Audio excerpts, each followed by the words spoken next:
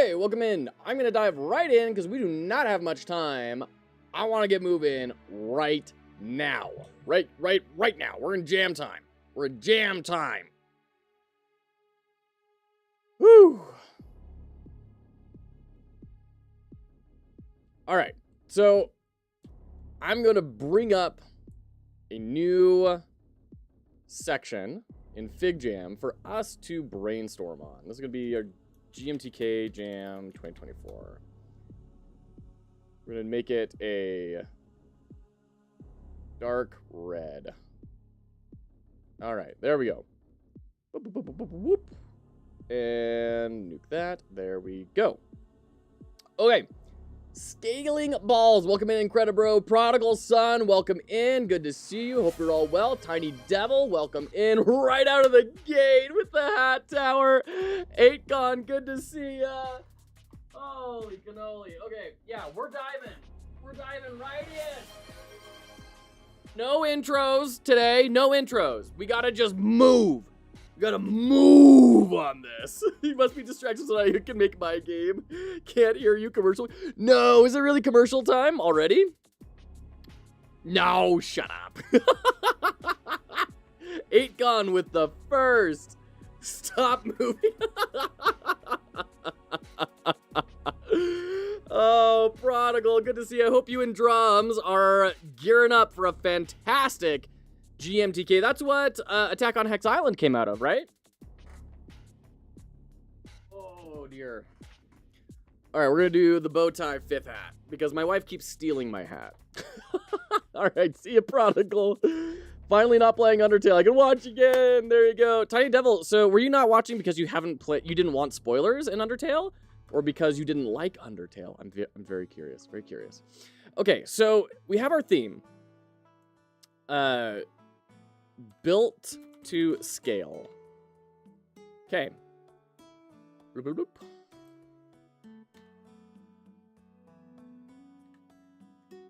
Here's our theme. Built to scale. Not 96,150, just 150. Thank you. So,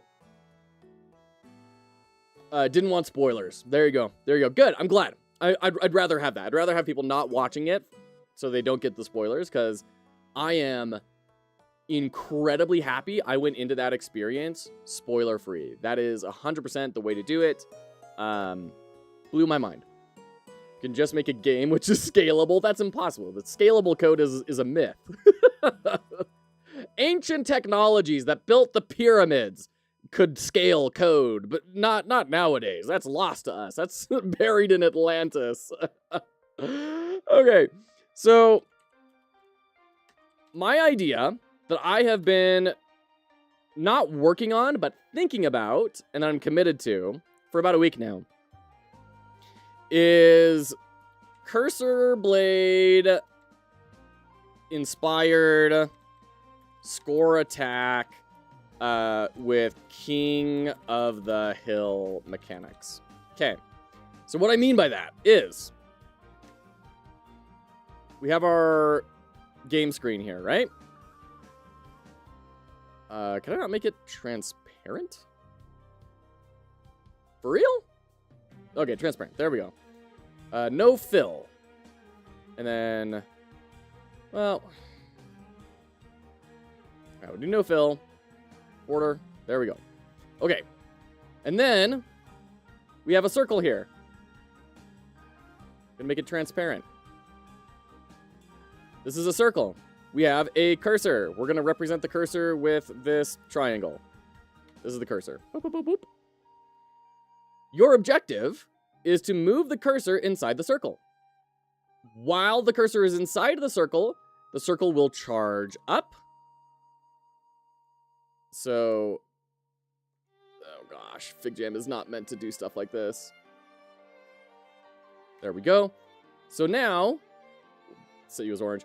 As you are in there, the circle charges up, until it completes, and then the circle deletes itself, wholesale, and you get 100 points, or whatever, right?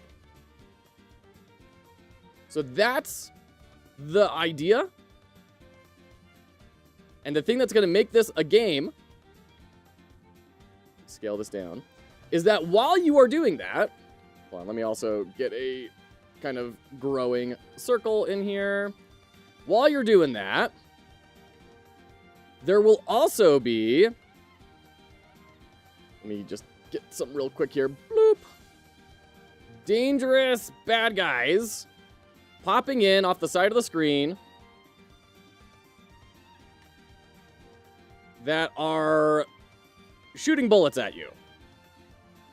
And laser beams and other sorts of things, right? So it's essentially going to be a bullet heaven type sort of thing where you are dodging out of the way of all these things but trying to stay inside the circle. Okay?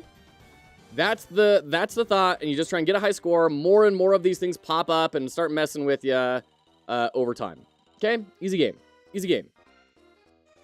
Okay, let me catch up on chat real quick. It's not I'm making those. Am I ancient? Incredible, you're just supernaturally good. Hello, I might be. Cryptic, good to see you. Alamod, welcome in.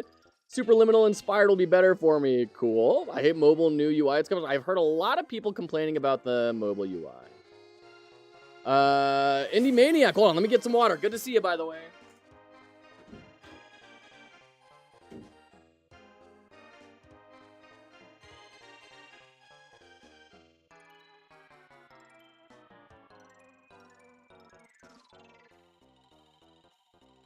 Okay. Cheers, thank you. All right. Tell me how to even get an idea. Do I need to sleep? Probably, Alamod. Sleep helps. Do some meditation. Go out for a walk. Examine nature. See what's happening all the way around you. And I'm going to go over kind of how I'm going to try and break this up too, and maybe that'll help as well. Good to see you, Memphis. Welcome in. Indy, I'm always thirsty. I didn't get the scaling aspect. Does the circle shrink? Exactly, Incredibro. That is the problem. I was thinking this could probably like fit most themes. I'm comfortable with that. And then it was built to scale, and I'm like, ah. So that's where I'm at right now. So we're not taking an introduction. We're just diving right in because I have like a limited amount of time to do the stream. I want to get to a point where we can say confidently, yes, this has built to scale. Because as of right now, it does not have built to scale anywhere in it. So we got to figure that out. The circle looks like a box. Okay, what circle are you looking at? What, this circle? This is a box. This is a circle. These are circles. Good night. DM me on Discord if you detect any brainwaves. All right. All right. Best of luck, Alamod. I hope you're doing well. Hope you're able to get some good rest. So, theme components. We have built, and we have scale. Right? So, ideally, we tie these things in. Remember Zaf's game from the jam? You could do something similar for level changes.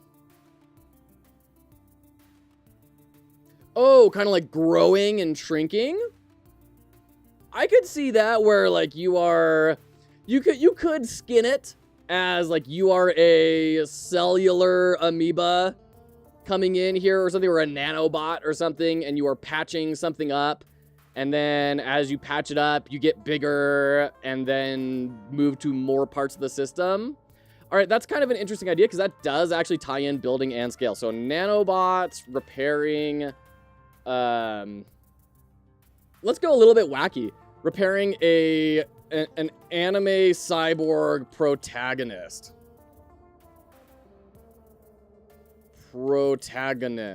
And then you could get like little dialogue things from the anime protagonists, like saying, yeah, good job, little guys, or hey, pick it up, we gotta get moving, you know. Trogdor is burninating the countryside again. That's an interesting idea. Put some brainstorm in the Game Jam channel if you need something. Nice, Dermo. Thank you for that. More like merging it with your game with moving within the circle mountains. Yeah. The other idea that, like, the only idea that I had come to mind was, yes, make the circles shrink over time. And maybe these could connect, right? Maybe both of those get incorporated. I'm not totally sure.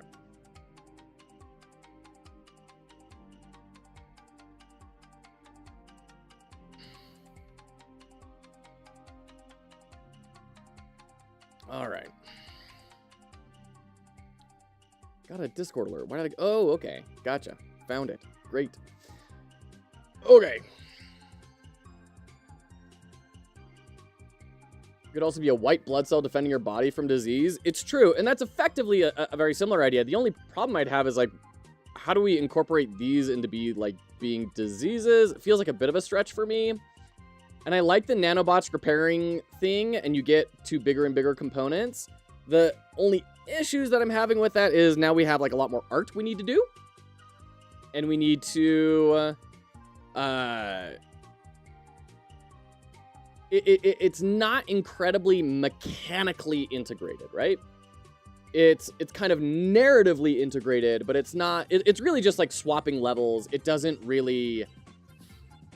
punch the player with, oh yes, we have to scale up, right? It's kind of just a side effect of what happens while playing the game, and it doesn't impact the game, right? Game could be inside a circle, and the task is to grow out. Could be. Hey, Boren Lynn, good to see you. Thank you so much for the well wishes. Appreciate you. Hope you're doing well. So, that's why I like the circles shrink over time, because it is actually in the game. But then we're also not really building anything. So, like, some weird random ideas I also had were gathered circles fall into a pit that constructs something. You know, like, there would be an additional side to this where any circles that you get start falling in and, you know, collapsing into here. And, like, the goal could be to, like, get to the very top.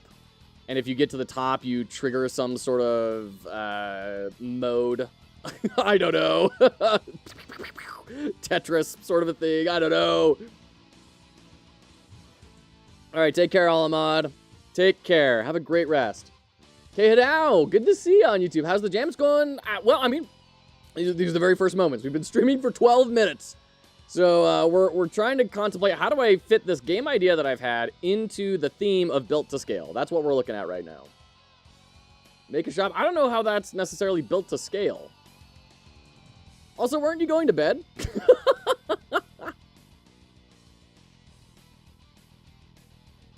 Building up charge to attack back at whatever is attacking the anime cyborg protagonist.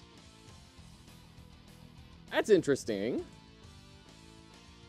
I don't know, I'm trying to think, how do I make this not balloon in scope, right? Starting to think you should make a shop. Indie Maniac, don't take his side. It could be that, yeah, like, this is plus 100 points, right? And then, like, a smaller circle that charges up a lot faster, it's like plus 25. But then, if you get this all the way charged up, then, it's like plus 1,000 or something, right? And it does a big flash. Anime protagonist comes and says, "Yeah, thanks, man," and blasts, and like, we don't actually affect a fight at all. It's just kind of like a huge score boost.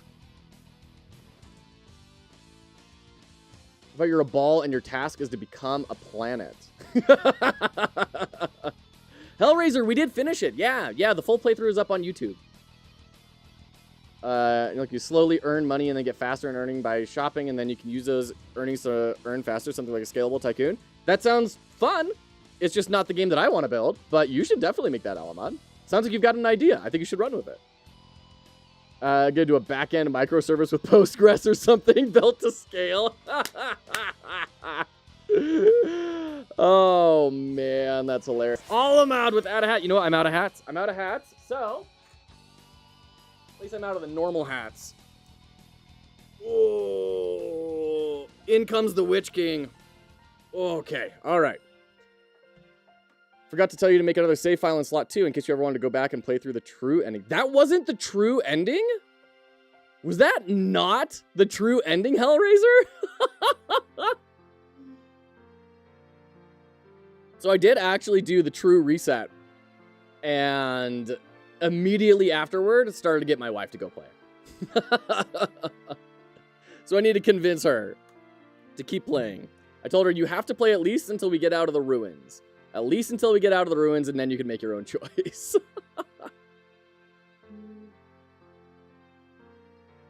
Filling the bar might give you a scoring multiplier. So instead of 1 times 100, you now get 2x, 3x, 4x. Scale up the amount of points you get. That's an interesting idea.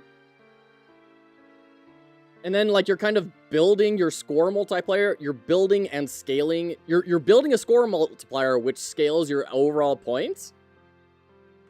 I think that's an interesting idea. I'm down for that. And this wouldn't be too hard to build.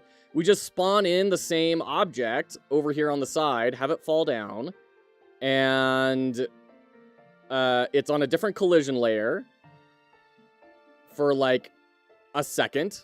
And then it turns the collision layer on that will collide with a trigger area over here. And if that trigger area happens, delete all these in the group and increment the score multiplier. That shouldn't be all that ridiculously hard. Have I played Don't Starve before? I have played it like once or twice. It was not for me. Nice hat you got there. Thank you. It's awesome. If she plays through the game in the same way as you did and on the same computer, then she has the opportunity for the true... Wait, it has to be on the same device? Shut up. No, we're doing it on the Steam Deck because she doesn't like being at the computer. You've done the neutral and pacifist ending. But there's a true ending outside of that. Whoa. I thought for sure whatever we got there was the true ending. Holy cow. Alabad, thank you for the hydrate.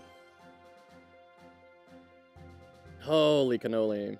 Okay, I'm kind of liking this idea because we are building. We are scaling. I don't know. Can I get a quick vibe check in chat? Do we feel this is meeting built to scale?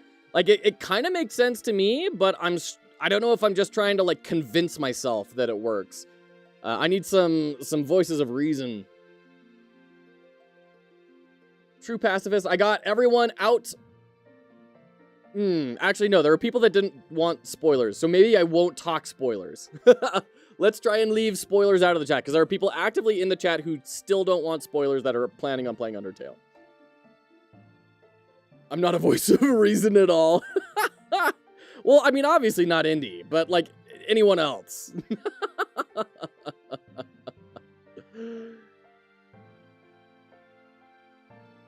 Oh, man. Also, in case anyone missed it, our good friend Quantic Flux just released a video on Super Cat Cafe made by two nerdy nerds. So definitely go help out two good friends of the program and go watch that video if you wouldn't mind.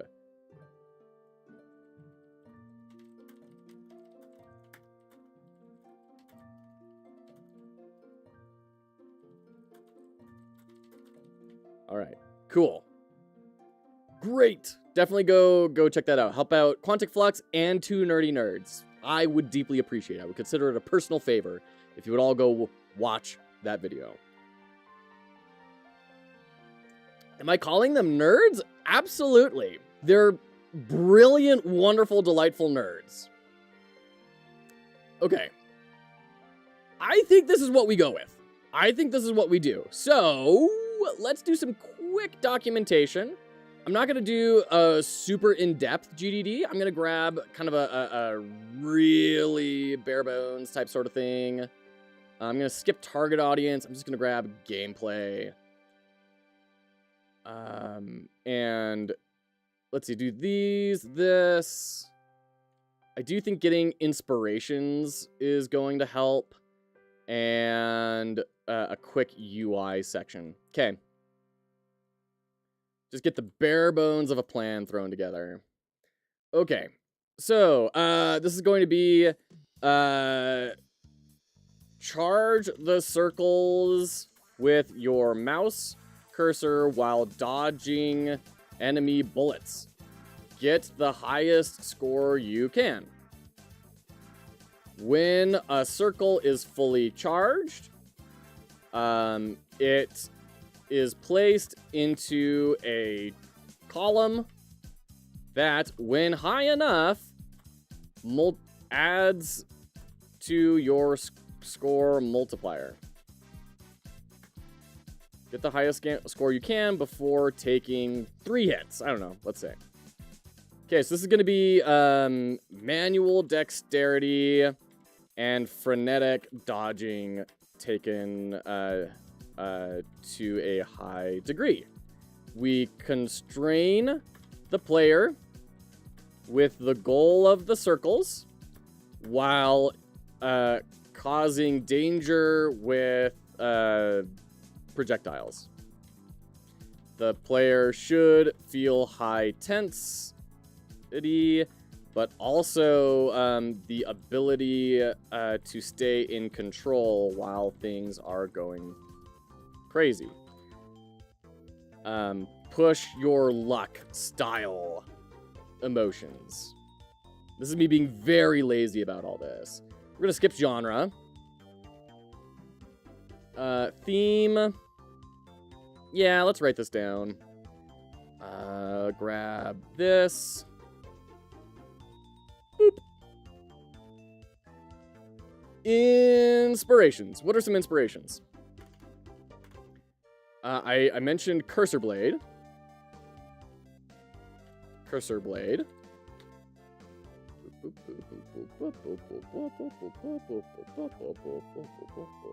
Okay, yeah, rewatch the VOD you played through The True Pacifist. My favorite ending for sure. Okay, very cool. Very cool. Also, brainstorming for the jam. Nice, mice. Need a break? Good call. Good call. Are spoilers allowed now that you've completed the run? Tell you some minor things you missed on the playthrough. I would say yes, but thankfully people informed me at the beginning of the stream that they weren't watching because of spoilers. So, let's let the ground cool on that for a while. If you want to throw spoilers in, you can throw them in the Discord. That's like a good place people can opt in to view them or not. OSU is moving your cursor to a circle, also where I get the score multiplier idea from. Where? What, OSU? Let's grab Cursorblade, Steam.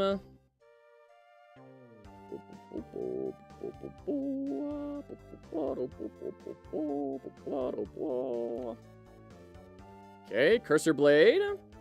OSU isn't a bad idea. Is it moving to a circle? It is moving to a circle. I thought it was clicking. Okay. So yeah, this is kind of interesting. This is more about hitting things in precision instead of what do I say? Instead of avoiding things in precision. So I was a little bit nervous when I saw OSU was kind of the same thing, but then I realized no, they actually are quite different. So that's good. They're very different. They're similar in their gameplay style, but they're different in what they're asking the player to do, and that's a good space to be in. Oh dear. Hold on, the bot may not be working. Let me reboot the bot, and we'll get that link for you. Apologies about that, Hellraiser. Sometimes if I don't like update or relaunch it, it breaks. Sometimes it's just fine. Other times it needs to. It's moving and clicking. There's a modifier to just move integrated. Okay. Also a rhythm game. Yeah, exactly. Osu's a great game. Drop some off-topic channel. You may want to fill in the others. Yeah, I did see that. And I actually watched all of those. I thought they were fascinating. Super duper cool. Okay, let's try this again. Discord. Yeah, I appreciate you sending those along because they were really, really interesting. There we go. Just for you, Hellraiser. Okay. Happy jamming. All right, thanks so much, Daramo. Best of luck. All right, take care. Have a great bartending session. Okay, gameplay. So, hover over circle with mouse cursor. Avoid bullets. Finish charging. New circles spawn. And I've also seen, like, Progs was saying, hey, you really need to do a framework. I disagree with the notion, but let's try it out, though. So it's like incentive. Hold on. He took it from, like, the Wikipedia article. Yeah. It's anticipation, challenge, and reward. Anticipation, challenge, and reward. Okay, so the anticipation is buy improved gear, the reward is gold and loot. The anticipation is get a high score. The challenge is charging circles, and then the reward is points. And I really like the idea that of the kind of doing this, because then it's going to give you an incentive to try different circle sizes. I really like that. Because you can say, oh, this one's like quick and easy, but it's not going to move me up on the multiplier very much. I really like that idea. What in the cranium accessories is going on in here? Good to see you, Endo. Hope you're doing well. Random brain microwave signal. Hey, guys, I think this thing has something to do with bananas. Alamad. All right. Let's grab this arrow, and we'll just kind of bring these in. Every music that I hear now that I'm like, oh, this is kind of a good beat, I think, is this Undertale? All right. There we go. Cool. Let's talk about hovering. I mean, the player mechanics are dead simple. So we have hover, mouse cursor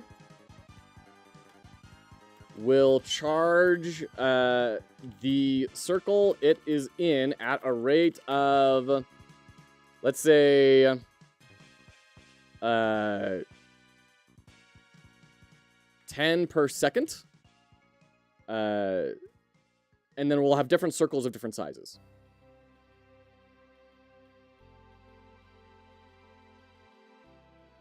It'd be easier to just do it every frame.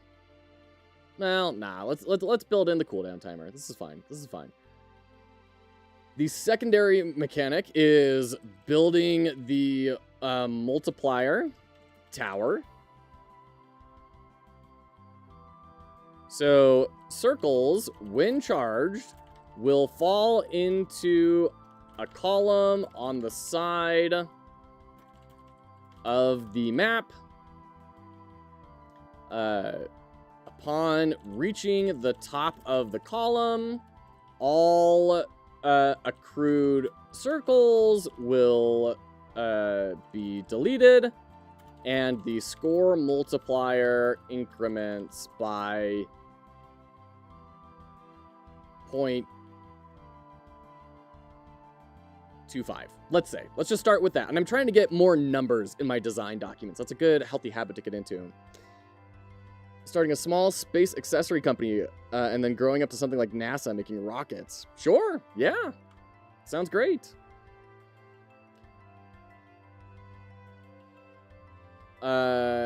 Tertiary, I think, is just going to be health.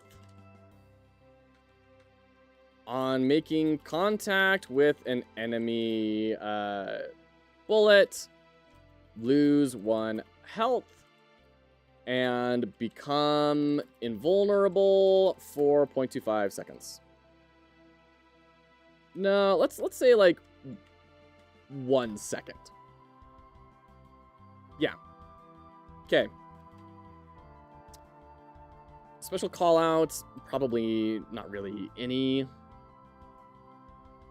mean, I guess we could say circle scoring. Circles will award points based on their size. Sizes in are. So we're gonna have small, medium, and large. We'll say large is 100 points and takes 10 charge, or not 10 charge. 100 charge, that would mean they'd take 10 seconds to fill up.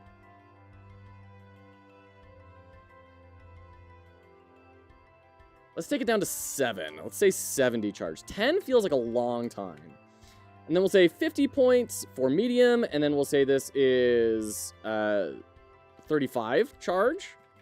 And then this is 10 points and 15 charge. We'll just do halves. You completed that game? Oh, what game, Risey? Undertale? Which game? Okay. Systems. We're going to have enemies, enemy spawners, enemy spawns. Enemies will slide in from the, let me spell that correctly. Enemies, probably the soundtrack, right? What are we on right now? Legend of Heroes 4. Where'd my mouse cursor go? Hey, where'd my mouse cursor go? Hold on. There we go. Still streaming? Good. I had to lock the computer and come back in. Sometimes my mouse cursor disappears and then a quick lock fixes it. Okay. Enemies will slide in from the edges of the map at slide speed is let's say it takes a half a second, 0.5 seconds times time scale. Okay, this is something we haven't talked about. Time scale goes up passively over time, making spawns faster, bullets faster, and attack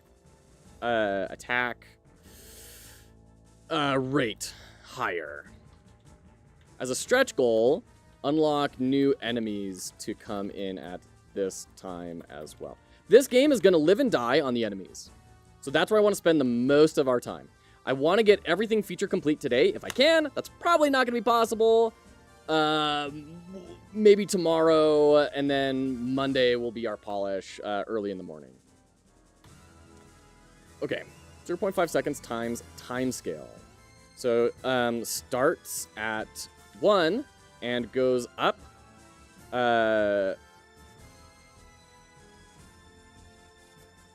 by 0.1 every 10 seconds, right? Every 6 seconds.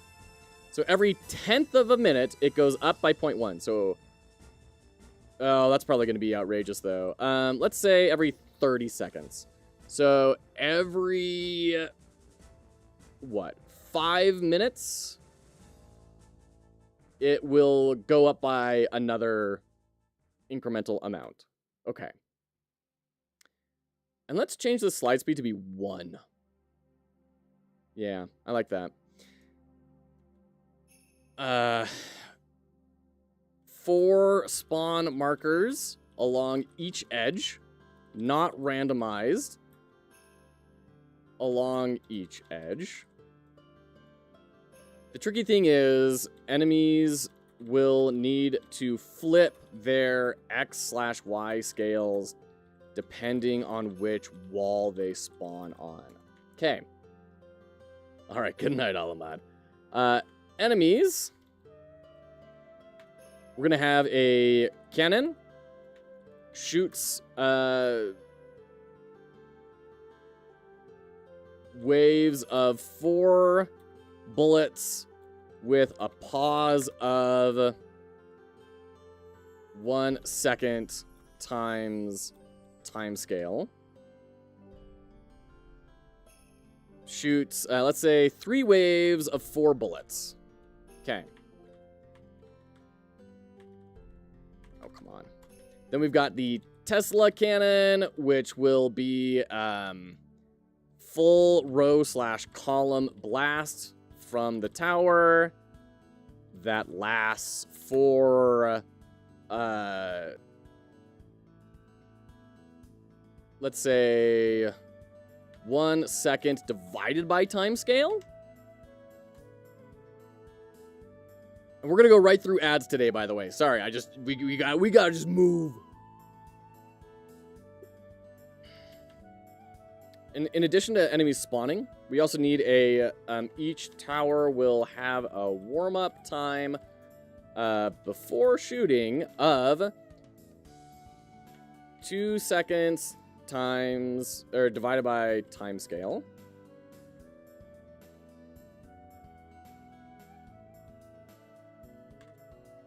Okay. We're gonna have porcupine. Needs better name. Shoots 5 waves of and 4 bullets targeting at the location of the player. Shoot 5 waves of 15 degrees separated bullets with a pause of 1 second times time scale between each wave. Shoots 5 waves of 3 bullets each with a separation of 15 degrees. Ooh, how do I describe this? Because I want, like... What? Okay, hold on. Let's actually do math. So we have 180 degrees, straight line, divided by, let's say, 7. So 25 degrees. Waves of 3 bullets each, with a separation of 25 degrees. Between each column of bullets. Okay. I don't think that makes a ton of sense, but it makes sense to me right now, and that's what I'm going to roll with. Let's go with this for now. And because I have an idea for one right now. Tar pit generates creates a pool of slowing miasma that is X big and lasts for 3 seconds times time scale. Okay. All right. Cool. Oh, and you know what? We also have circle spawns. Circle spawns. Spawn a new circle when no circles are left on the board. Spawn a new wave of circles. Circles spawned equals 1 times time scale rounded down. Okay, great. And then our UI, we're just going to kind of copy this. Bloop, bloop, bloop, bloop. So, we're going to have our score. We need to have our health indicated somewhere. Do we do diegetic? Do we do like 3 different? Because I guess I don't know how hard is it to do Godot for custom cursor. How do you customize the cursor?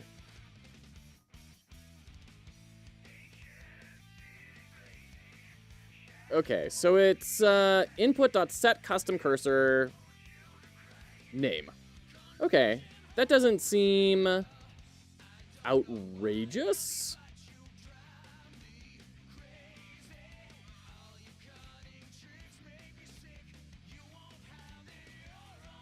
Let's give that a shot. So let's say that our health is the cursor, right? So we have this to start off with. Healthy.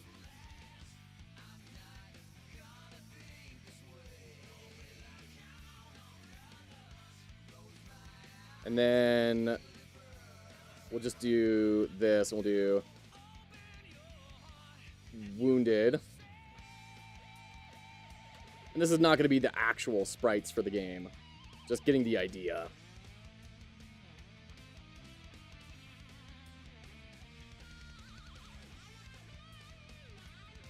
And then we'll do, like, there's a big hole in here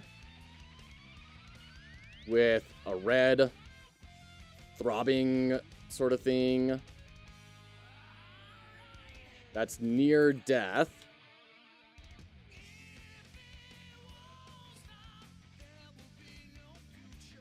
I think we're going to have that as the next state down.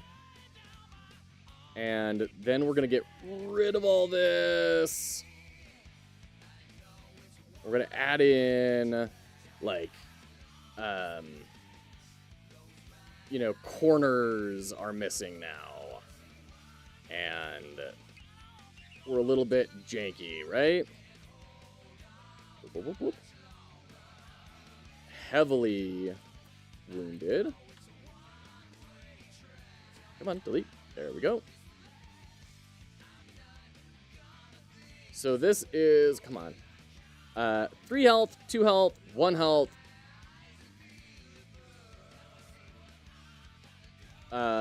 Last hit. Okay.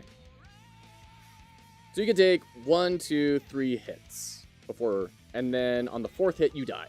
Okay, makes sense. Okay. Great. I don't want to do the UI, because that's going to heavily depend on the leaderboard service that we use, and I don't want to, like, predefine what that is until we get in and see what Quiver is going to allow us to do. Hey, 2D Fighter, good to see you. It's going very well. How are you doing? Are you doing the GMTK jam, or are you sticking with the one that you're working on right now? So I believe you're in the middle of a jam right now, right?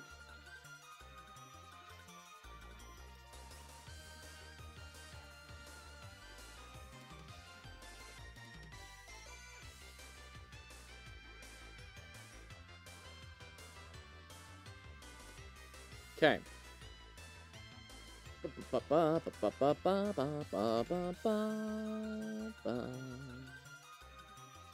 Let's see. I think it would be good to have our multiplier visible somewhere. What if we put the score in the middle? Then we did like X2.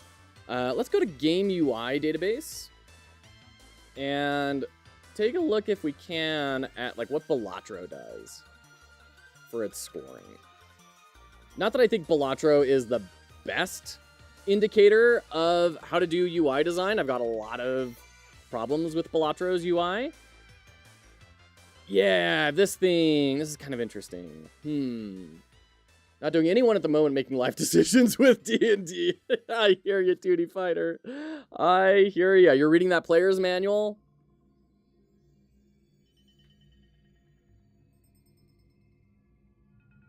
So what if we did, yeah, like oops, 100x2, right? And we tidy that up, shrink it down a bit. Bring this up, whatever. I shouldn't be getting fiddly right now.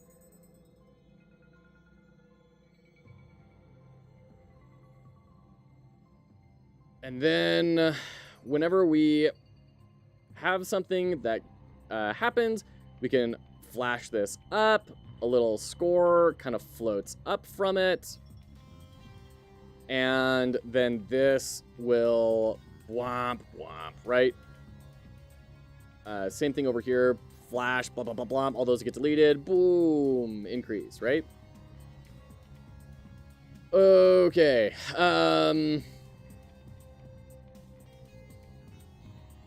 But we need to have I do think having a total score is going to be important. Especially in a score attack game, right? We want to make sure that people know where they're standing. So maybe we shrink the individual components.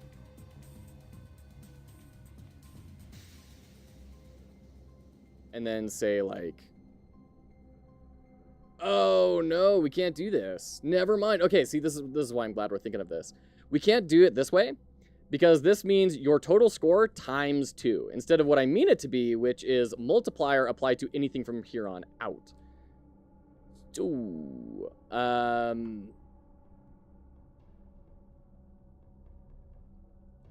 What if instead of this we like had like a little circle here that was like 2, right? And then when you get to the top, oh boy, it blasts, all these go away, gets bigger, smaller, and it's now 3, right? And then we just have our total score up at the top. Kind of like that idea. Yes, sir, it's helpful. I'm glad. Very awesome. I can't wait to have our little powwow about that. That's great.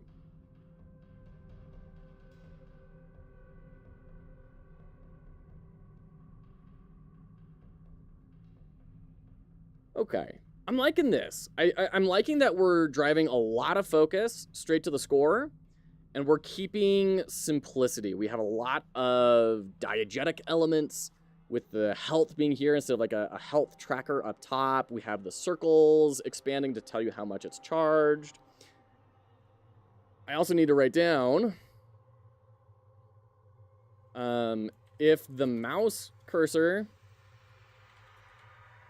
leaves a circle, that circle will degenerate at a rate of 5 per second. Okay. Okay. Great. I think we have the details of this experience written out, considered, and good enough to start going. So let's start coding. I am going to take a quick break. Oh, Tiny Devil, I just saw your comment from half an hour ago. Sorry. Fingers in? Oh, come on. Auto mod. That's ridiculous. All right. I'm going to go take a quick break, refill this. We'll be right back.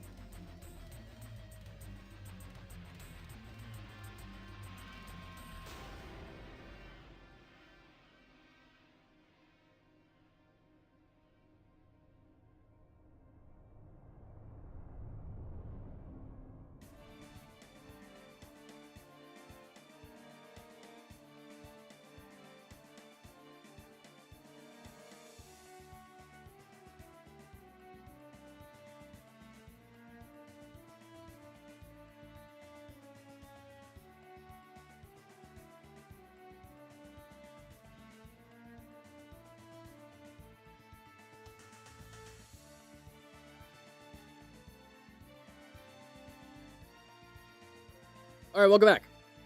Welcome back.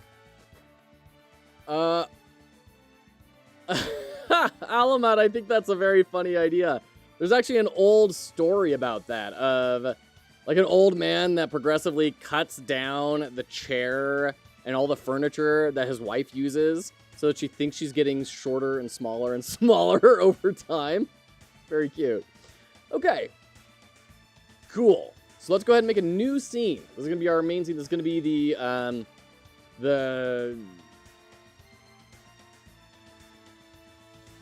mean, it's going to be everything. It's going to be like the actual game. Game. All right.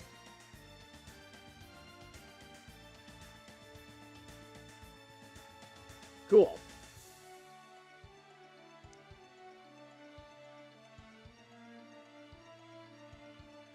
I guess at this point, small things getting big or big things getting small we're really scaling points, not scaling, like, sizes of things, right? Is that going to be a problem?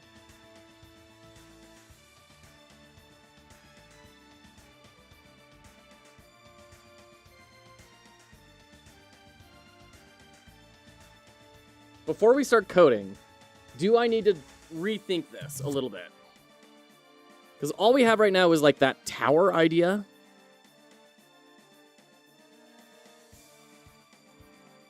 That we're building this, and we have big and small things. We are building according to a scale. Like, this is our scale. We are trying to build into it. It is not transforming things from one scale to another, but it is taking size into account. It's not maybe the most tidy representation of the theme or the most obvious. I think it works. I think it works. I don't know. I'm open to thoughts, but I think it works. Okay. So, let's go ahead and save this. We're going to put this in our scenes game. We're going to make a new scene. This is going to be the cursor.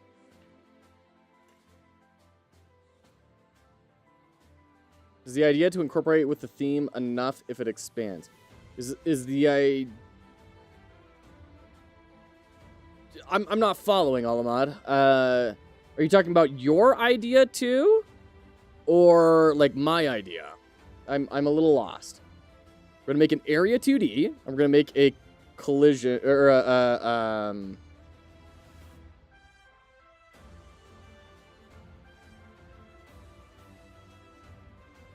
collision shape. Yeah, okay. My brain broke for a second there. We're gonna make this circle shape.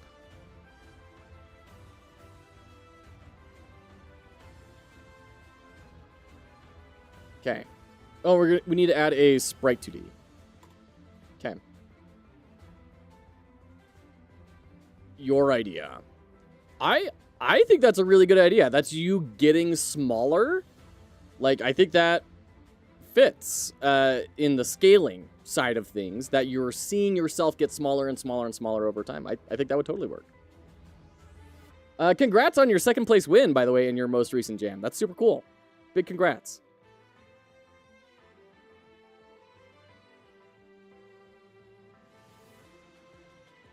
I think I need a quick... I need a quick sprite to start kind of tooling around with. So let's make a... what would like a nanobot look like?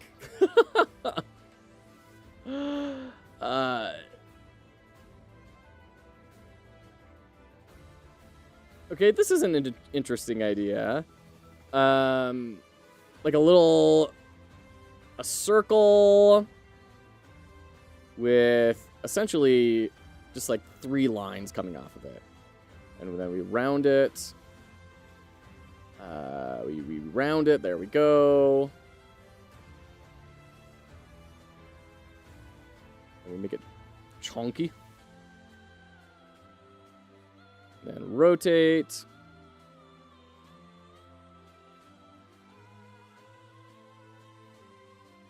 And then transform flip. Flip horizontal. There we go. U3. Kind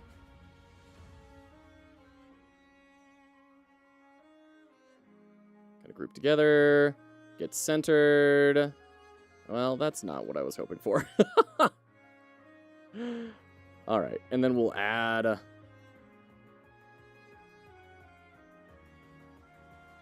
this. Let's get a color palette going real quick. We're gonna go to low spec, and we're kind of looking for something kind of cool sci-fi that we can have really sharp color contrast, good kind of vector line art is the idea. Alamod, only you can do that, my friend.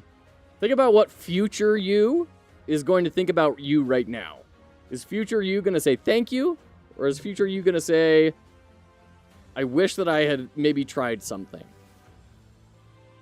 Let's see. Can we change how many colors? Yeah, we can. I want to go low on the colors on this one. Like this may work.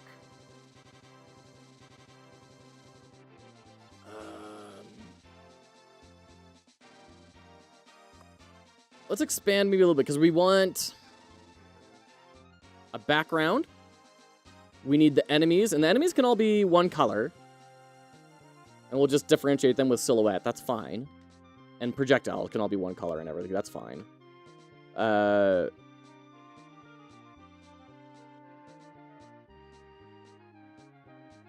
We need like a dark red and a bright red for the enemies. So we can have like lightning come down or something and have two different colors. We need to have two colors for the player character, like the white and the teal. And then we're going to have the background and then the circles. So yeah, let's go to somewhere around here. All right. That's an interesting one.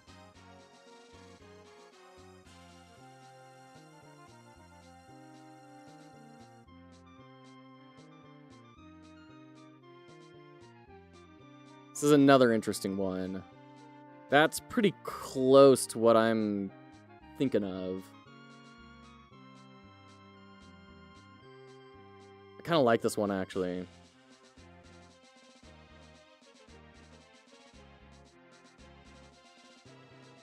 Let's open that up. Can I download? What are you talking about? I don't want to download. Let's look for maybe two more to see if we can find something that really resonates. Like this one, I really like. And then we'll take our top three and make a decision from there.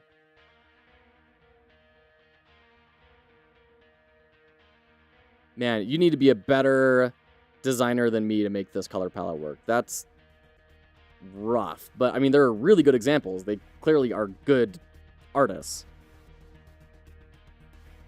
But that is not one I would recommend for a beginner artist.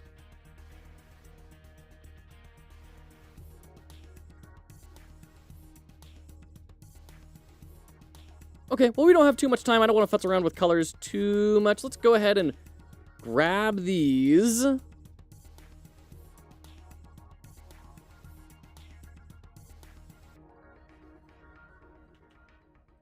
And start kind of plugging them in.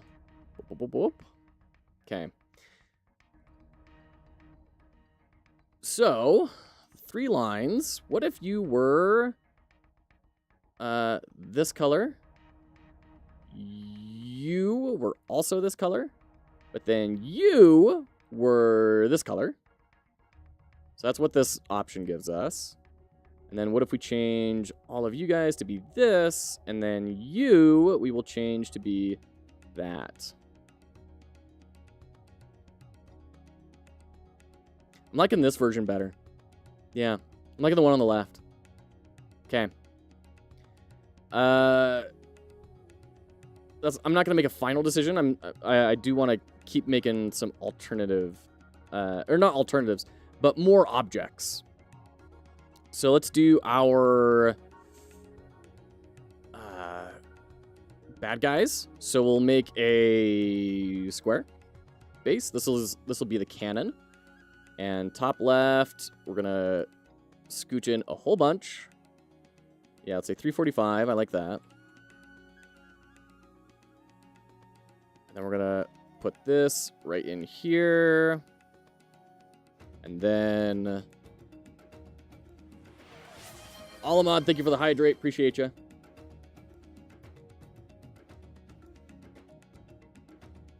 Okay. Round all that. Probably not quite that heavily. Because it's going to have to be able to rotate, right? It's going to have to be able to pivot and not extend out very far. So let's do that. Okay. Boop, boop, boop, boop.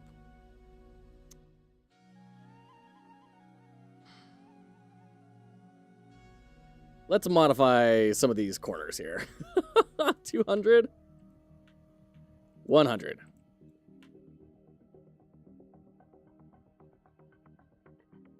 And then,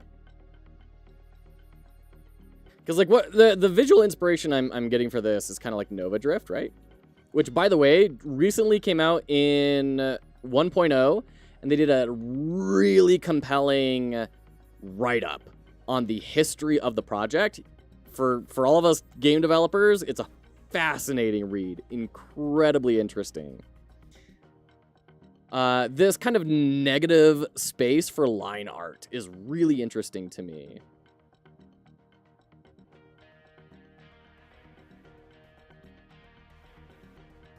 Yeah, this is all really interesting.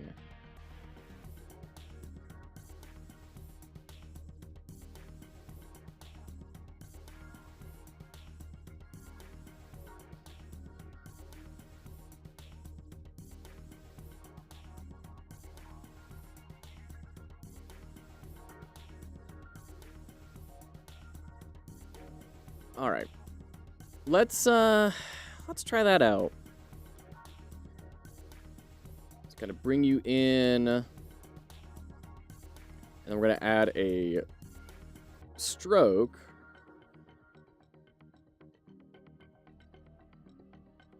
But it needs to be like a transparent stroke. That's got to be the weird thing.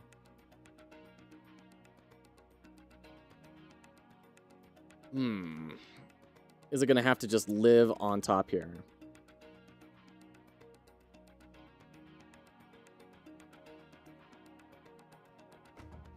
Yeah, it seems like either way we're going to have some sort of... If this part is going to move, then we need to have a transparent stroke that overrides, like masks out the other stuff. I don't know that I want to get into that.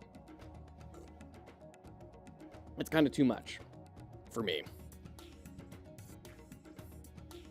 Okay.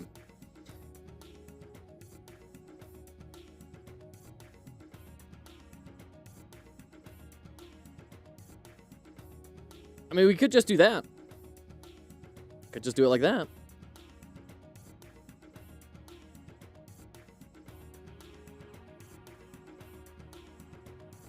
So what if we did you? But we could also do like you. And then you could be you, or you could be you.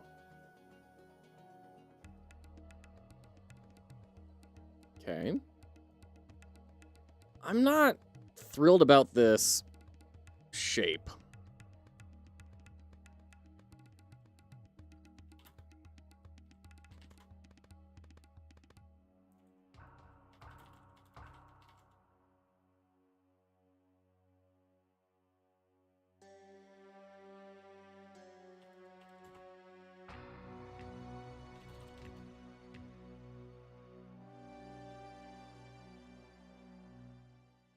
What if we did like a extra little bit on top here, and then kind of did that?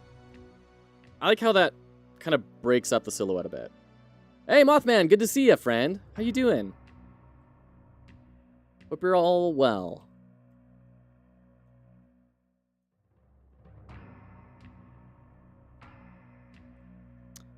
And then what if we kind of like shrunk this down a lot?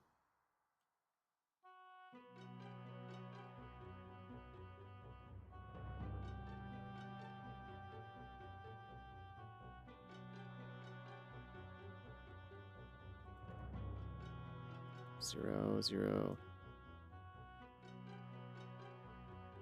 I'm liking that better. I'm liking it better than what we had before, or this kind of medium stage thing.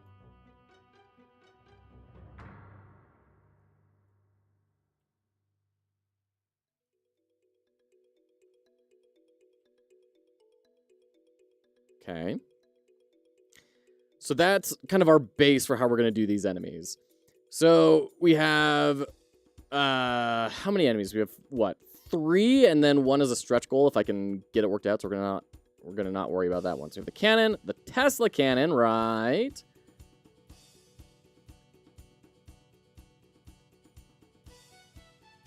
So what I want to do here is I really want to make sure that we're differentiating on silhouettes, right? Oops. So we're going to remove that, add a stroke.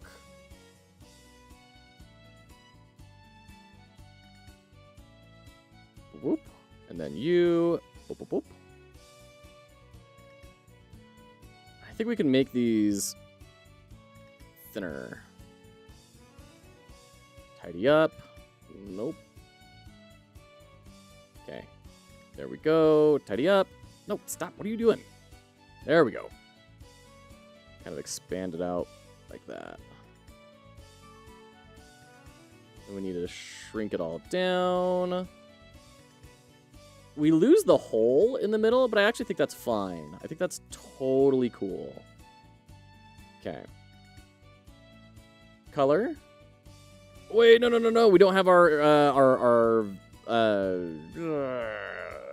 negative space line art there. Okay. Man, this would be so much easier if I had masks.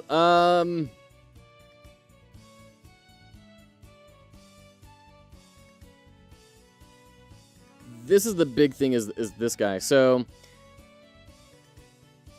really what I want is to come up, and we want 9 spaces, or 9 pixels between it, because that's what we've got with the other one. We're going to set this to just be 0. So now it's 9 from both.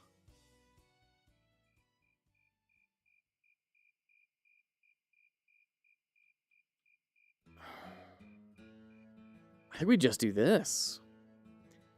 And then we kind of cut these shapes. Oh, this is so gross. It's like add a shape right here. And then right here. And then this needs to like move way down here, off,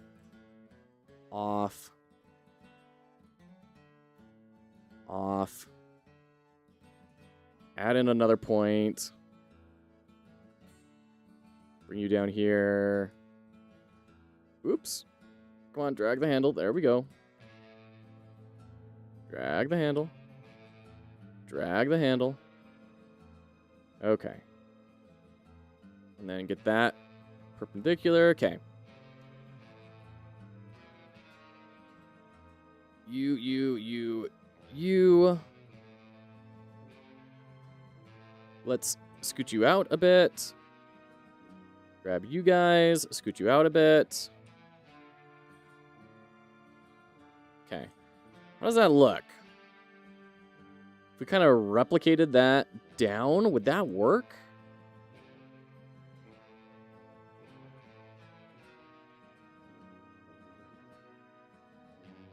We're going to have to slide these things in, which I'm not thrilled about, because then we have to kind of make sure that we're getting the right... oh, come on. Spacing.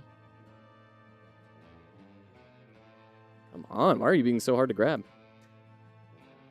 There we go. Just bring you in nice and tight, like right like that. And I think that's a smaller gap than the other one. See, that's exactly what I wanted to avoid. Let's throw these in real quick.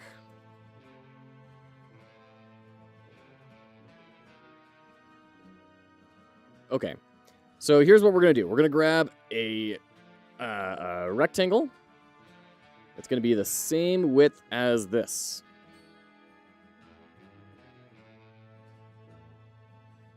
I'm going to set it right there. We're going to change you And you. There we go. There we go. Okay. Good. Use our spacer block. Use your woodworking knowledge, Joe. Use what you've been taught in other fields to enhance the work that you do right now. This is what we should all be doing. In woodworking, it is very hard, if not impossible, to get everything correct by measuring. So in woodworking, you actually don't measure very much.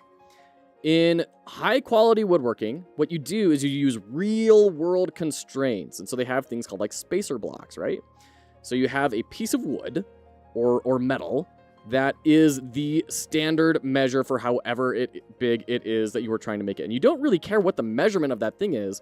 You just want everything that needs to be that big to be consistently that big. And so that's what I'm doing right here is I'm kind of building this little spacer block to tell me how wide apart all these different points need to be. Okay. Doot. And come on. There we go. Okay, great. So now we should have consistent height. There we go. All the way up and down. I'm going to say that works. Although let's get a 9 pixel circle here.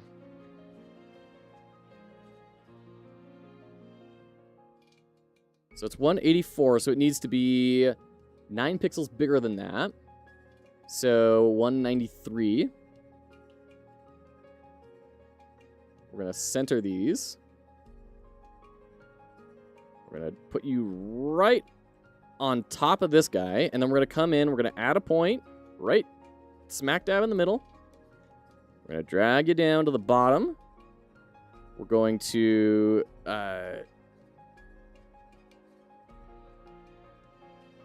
change our thing to an anchor manipulator. Here we go.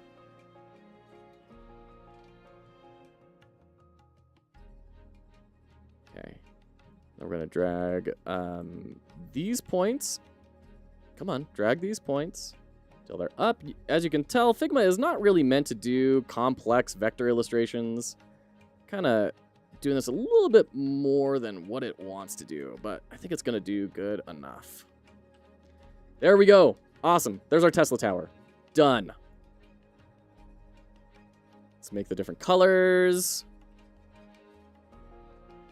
Yeah, and I'm pretty happy with that. I think that's going to read pretty well when it's in the environment.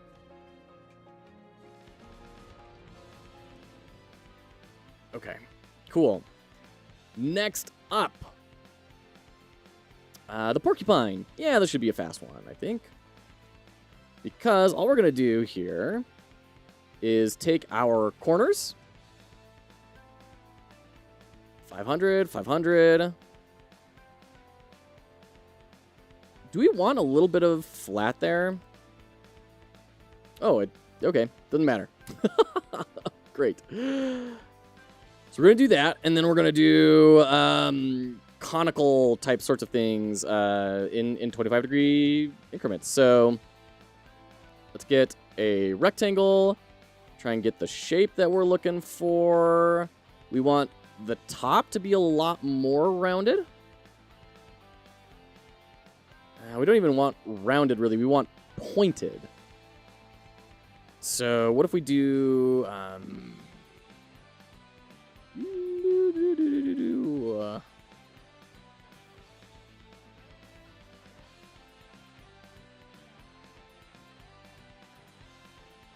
You know, a rectangle may not even be the best shape to start with. Let's go ahead and do a triangle. I think this is going to give us more of what I'm trying to get faster. We're going to expand this out, and then we're going to add a point, bring it down right there. Do this, and do this, and do this, although we'd want those to be echoed. Good job on the new video. Thank you so much, Nefis. I appreciate that. Yeah, Nicholson Nicholas and Morrow in the Discord did a ton of editing work on that. I mean, he just knocked it out of the park, in my opinion. I think he did a fantastic job. So thank you. Thank you so much. Ah, the newest comment. Neither tastes good. Oh my gosh.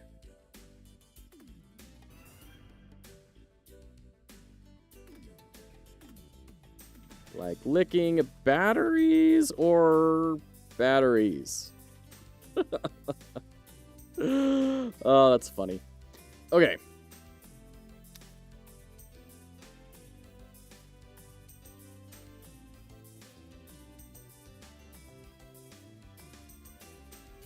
So what we need is we need 6 of these in 25-degree angles. So 1, 2, 3, 4, 5, 6. You are going to be 0. You're going to be negative 25. You are going to be 50. And then you are going to be negative 50. You know what? Let's go with 5 instead of 6. Did I say 5? No, I was supposed to divide it by 7.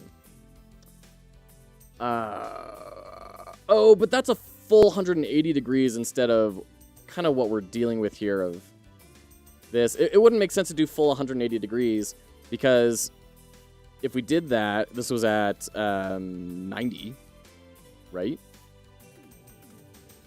Then it's just going to be pew straight down the sides. You're never really going to hit anything like that. So we'll do 5. Okay, that makes sense.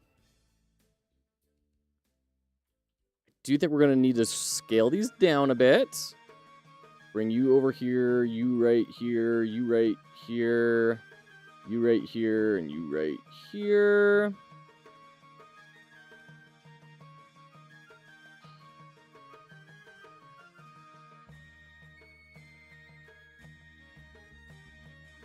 Okay.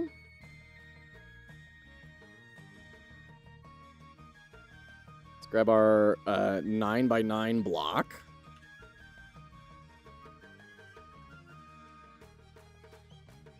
We're going to color it to make it a little more obvious. Okay.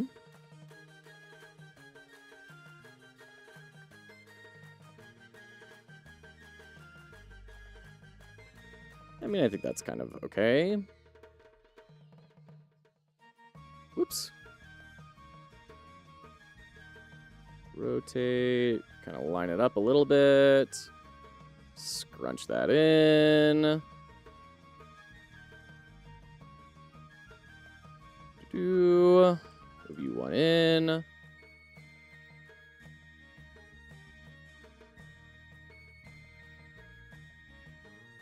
Okay, match that. Bring you in. Great. And then, oops, don't want to change the size. Okay. All right. I think I'm going to call that good. It's not very pretty. Nor are they evenly distributed, and that's a problem. Like, we have this guy and then a big gap between these. And then these two are really close to each other. So, how do we align these evenly along a circle?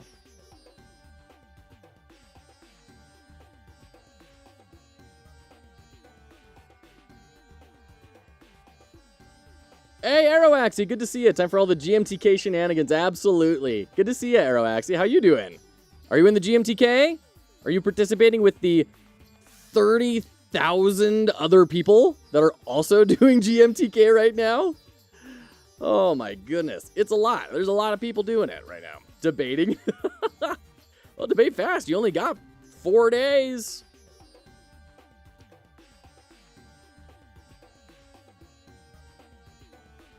All right, I know how to do this, or rather, I know that it can be done in Illustrator. I'm struggling to think about how do you rotate something around a circle in Figma. How rotate duplicated objects around a circle. Figma.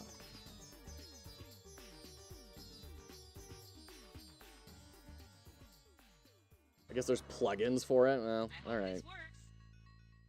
Plugins, manage plugins, circular clone.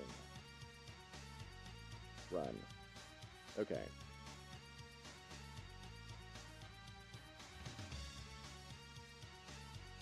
Initial rotation 25. Generates. Okay. That's not exactly what I'm looking for. Gotta get an idea I like first. Fair enough. What's this program though? Like I've seen anyone using it before. This is called Figma. It is the industry standard. Perfect. It's kind of the industry standard for like UX and UI design. I'm using it to do some vector art. It's not really what it's built for doing, but I'm comfortable with the tool, so it's what I'm using. So we've got kind of our character here, the turrets that are going to be shooting at you, and then a couple of different color palettes I'm playing with. So, because I've just never seen this view, never got to messing with it. And there you go. There you go. So we want 180, and we want 8 segments. Generate. Okay. It's like flipped. Negative 180. Generate. Okay. Generate. There we go. Okay. I mean, this is fine, because if we have them on the circular path, that's the hard thing. So I'm just going to grab these, socket them down, just in case we need them. We're going to get rid of these 2. So this is 0. This is 50. This is 25. This is negative 25. And then this is negative 50. Okay. And then, can we like rotate? Yeah, see, it's just off.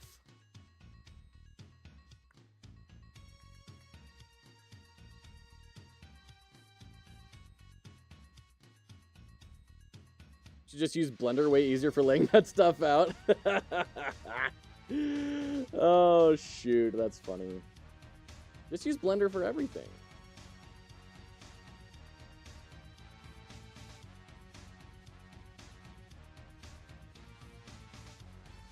Can I eyeball this to any sufficient degree of satisfaction?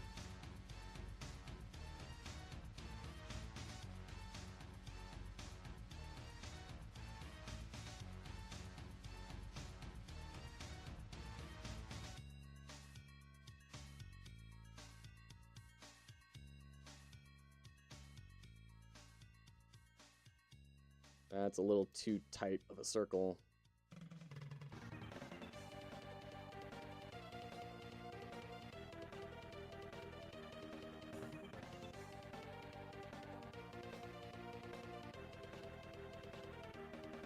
Blender game engine win. Cryptic, I have good news for you. It's already here. People have made games in Blenders. Just talk to Aeroaxy. They'll be more than happy to get you sorted out there. Or are you talking about when I'm going to start building something in a Blender game engine? In which case the answer is never, because I respect my sanity.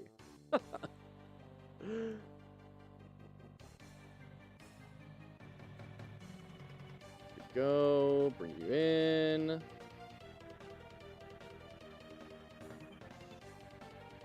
Rotate, bring you up a little, drag you out, okay.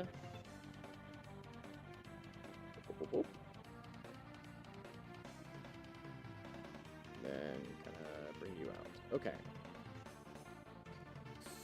Is that good enough? I mean, it's a little awkward looking. We've still got things kind of feeling... Well, maybe that'll be enough.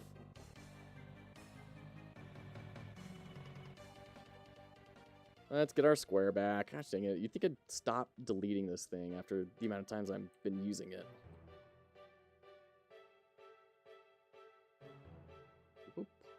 Okay, that kind of works. Kind of checks out.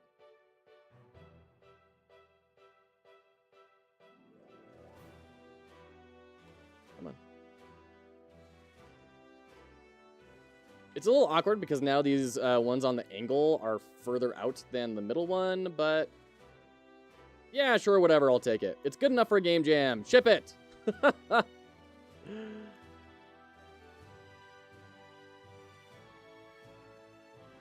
right, this. All right. Let's see. There's OG BGE and Pre 2.8, but then there's Up BGE, which is a community version that's kept up to date, and Range Engine that's built on 2.79. There's Armor Engine. Jeez, that's crazy.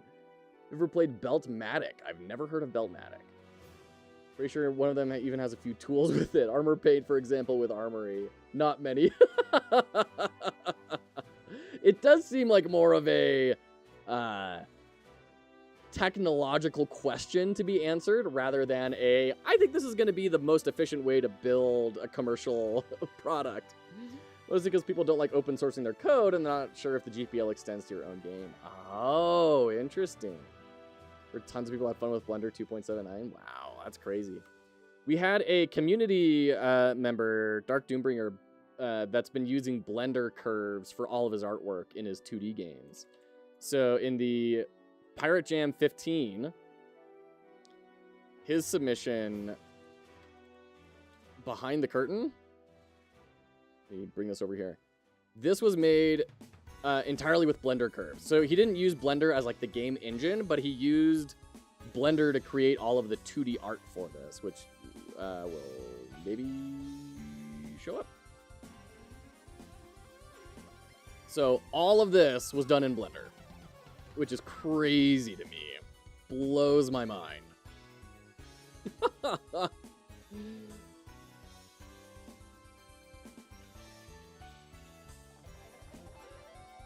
It's not just me, that's awesome. Yeah.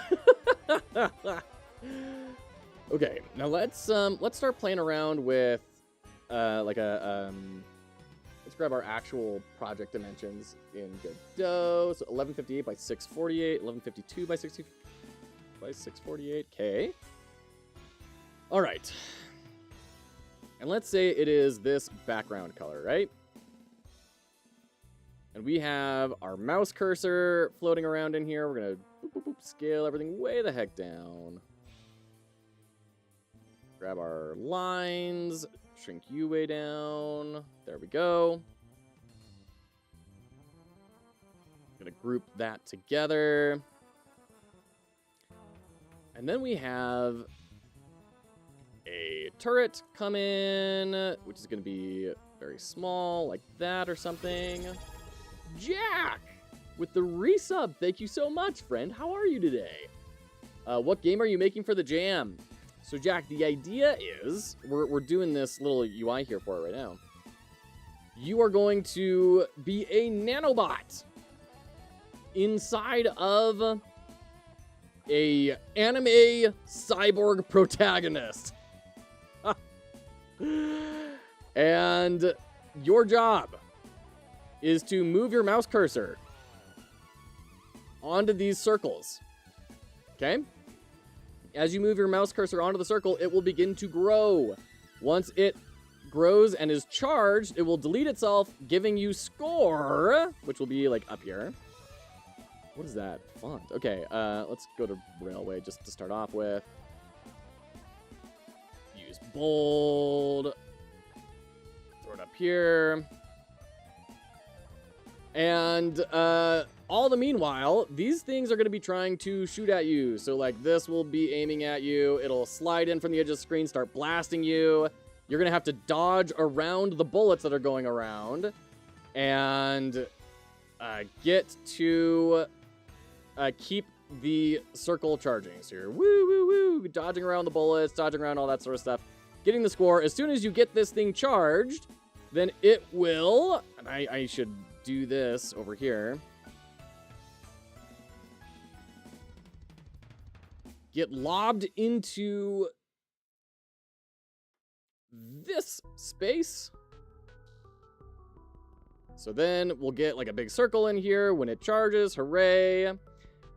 And the objective is to get it all the way up to the top where your score multiplier is. So you have your score multiplier. You're going to get these shapes. There's going to be big ones. There's going to be small ones. And they are going to take different times to charge. And it's going to be up to you to decide, okay, I need to go grab these, chuck them in here, and then build up until you get to the top. Blah, blah, blah. Whereupon, once it hits the top, all of these will get deleted, and you will move up in your score multiplier. So now everything that you charge up is going to be extra score. All the meanwhile, these guys are going to be popping in, shooting at you from all the sides of the room, and they're getting harder and harder and harder as you spend more time. That is going to be the game. So it's a score attack, King of the Hill with a mouse cursor type sort of idea.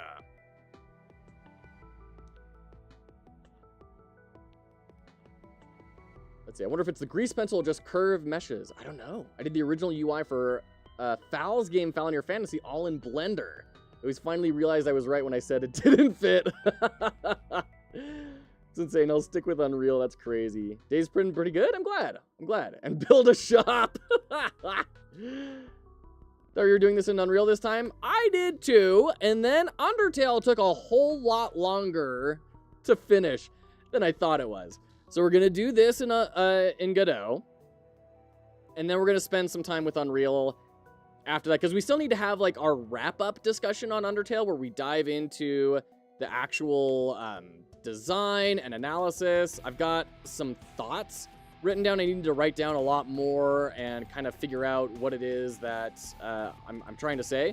We need to have that discussion with the community. And then after that, we'll start diving into Unreal. So it's been pushed out a little bit just because Undertale took a whole lot longer than I was expecting it to. Seems neat and not too big a scope either. I know, I'm learning, Jack. I'm learning how to do better scope. So we'll kind of have these two different panels here. Yeah. There we go. And then it'll be a score attack game. We'll have a leaderboard, and that's going to be the whole game.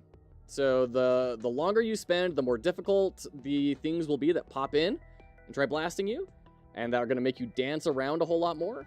And that's pretty much it. So I'm kind of exploring different color palettes right now so we can get sprites in the game. Bloop. Break you down quite a lot. So, you know, that'll be there, and then we'll have... I should do electricity.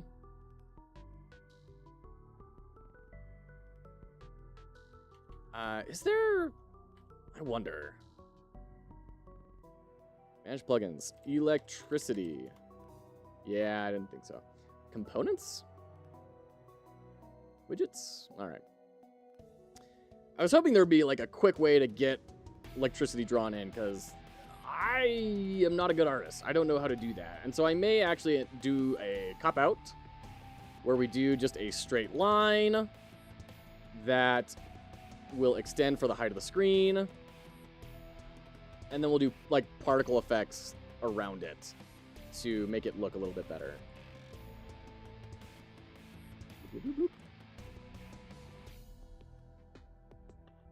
Because it needs to be able to go horizontally, doesn't it? So that should be just fine.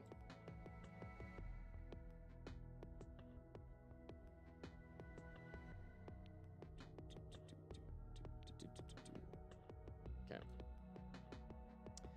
Electricity, the thing famous for being curvy. Lightning bolts do curve to hit stuff. It's true. It's true. They just do it in very staccato sort of things. Do like a lightning strike. That would be cool if I were good enough to.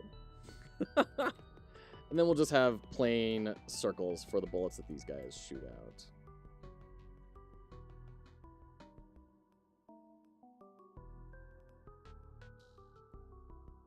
Rotate. So there we go. So that's a vision of what the game is going to be. I'm seeing some color contrast issues between the player and the circle, which isn't great. We don't want that. Electricity between Tesla coils. That would be rad. Once again, outside of my domain. That's outside of my ability to execute on.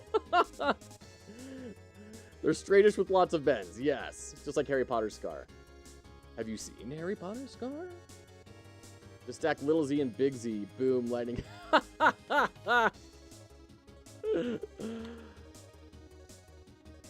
Hold on.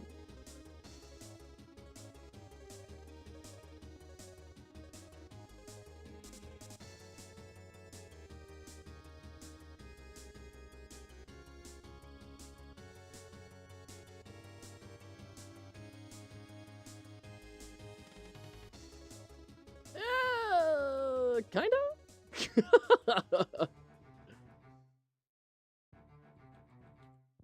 Yeah, I don't know. You probably have a better vision than that than I do on what to do there. Okay. With the end of one Z, the start of the other. Oh yeah, that makes sense. I see. I've got this idea stuck in my head. Whoa, whoa, whoa, whoa, whoa, whoa! What do we do? What do we do? Zoomed in way too far.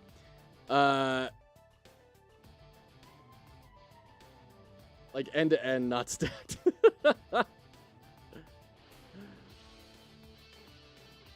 Yeah, I've got an idea in my head. Clearly, that is breaking my perception here.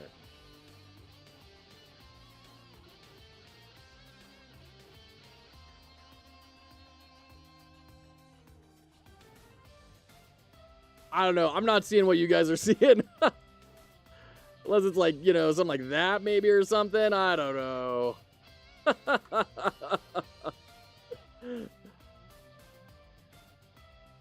Okay. So we definitely have some color contrast issues, and we need to change this color to be like that, I guess, maybe?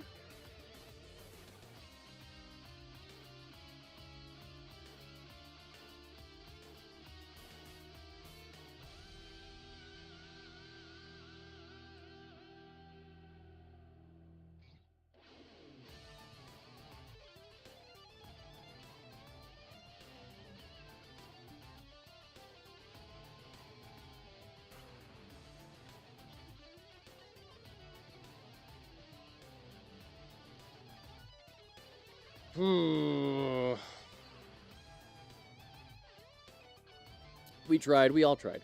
We all tried. My wife says that every night. To make your text yellow, it's like the #1 most illegible color. Not necessarily. It all depends on what it's up against, right? Like this is probably going to pass muster on a contrast checker. Yeah. It's great. AAA. AAA contrast. Totally legible. But my concern is in situations like this where we have our circle, right?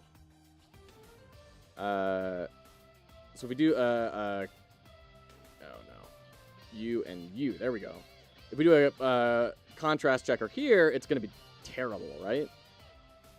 Totally blends in.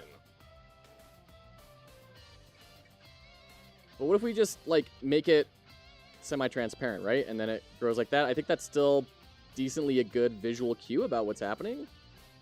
Especially if we put a stroke on it.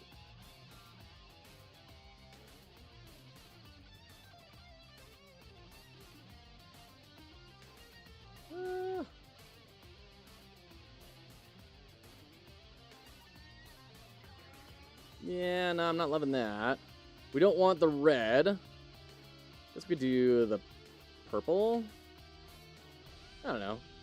Does it even need the stroke?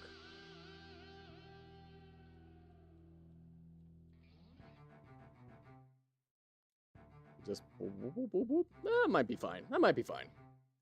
Black border to the cursor thing.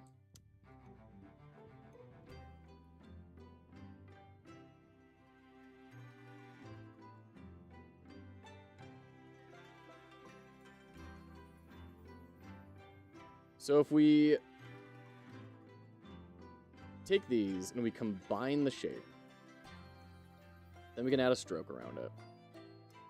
That's the purple. This will be outside.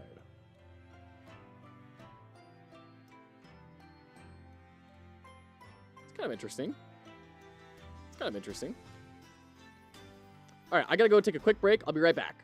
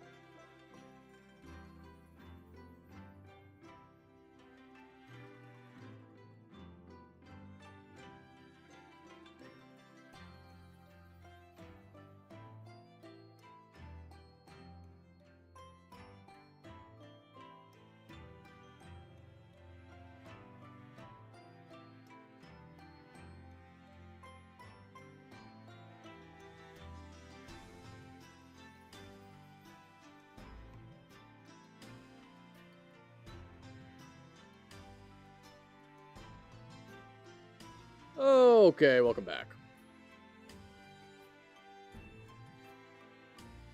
So I'm not sold about the text being the player color. I don't know. Let's keep playing around with this a little bit. What if they are the player color? I guess we could have like this circle be the player color too. And then we could add a stroke around this text.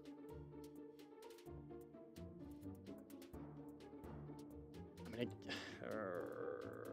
I guess all of a sudden we can start doing stuff like that. That's really weird, though.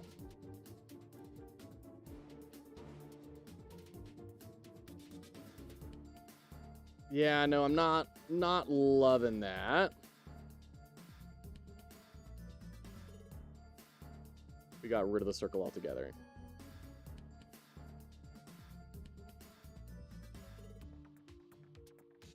It's kind of nice. Then we have the same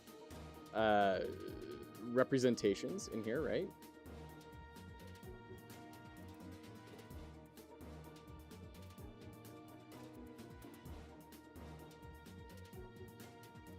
What if they were the color of the borders and the UI and stuff? That just feels really unsatisfying, doesn't it? Feels really unsatisfying.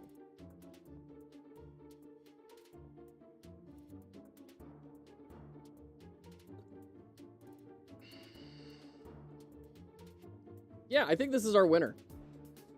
I think this is our UI. Okay. Rad.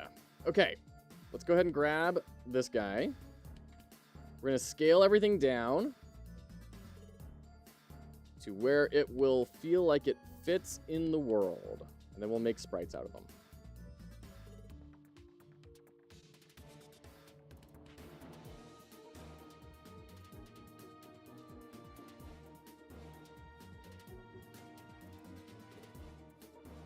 Messed with the line art there. Hold on. Let's group this all together and then do that. That should help a lot. Scale it up a bit. Yeah, feels okay. That's going to feel sufficiently, like, imposing. Okay. So you are... Just grouped it again unnecessarily. Our cannon sprite. Export. I'm gonna grab our Tesla here. Oh. And then we're gonna group you together. Whoa, what's going on? There we go. Group. Ooh, that doesn't look very good. What is going on there?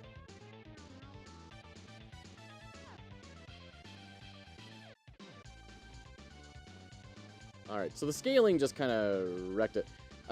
Can I grab this, group it, and do this? Is it a problem of it?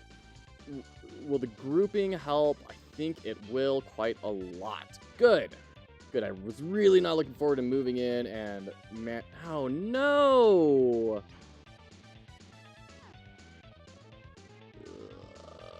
Yuck. So, is this a problem of the scaling?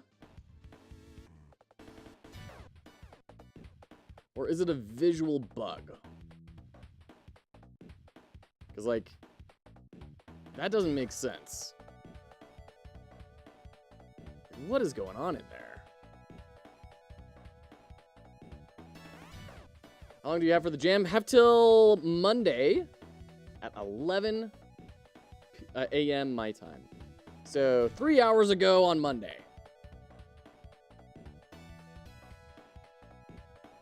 Why is that acting so weird? Does that show up in the export? Good luck. Thank you. Appreciate it. All right. I don't think that that's showing up in the export. Or if it is, it's like so small that you can't really make it out. Let's increase the size a bit. And then we'll name this Tesla Strike. Tesla Sprite. I guess I don't need to name them all sprites, do I? Good about it. Doesn't matter that your GDD is going to barely look buggy. This isn't even the GDD. This is just the pure artwork. Porcupine sprite. And then we're gonna... yeah, this isn't the GDD. This is just the artwork. Starting on artwork. Well, I wanted some sort of placeholder-y thing to take into the game. And then I got a little bit carried away. Gonna export. Okay. Then we've got our player. I do want to... No, let's just do this. Cursor healthy. Export. And then I'm going to make it some quick, super quick. Whoops. GMTK, there we are. Super quick alternative versions of this for our health states. Not very frabjous. What's the software I'm using? This is Figma, which is not really built to do vector art very well, but I'm using it anyway.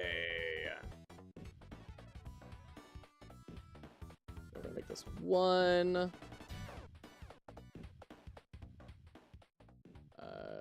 Make you that. Okay.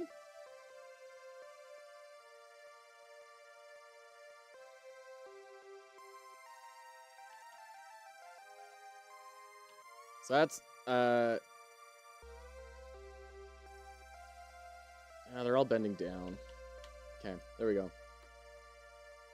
Let's bring this in a little bit so there's not an uncomfortable amount of space between those two. So that's damaged.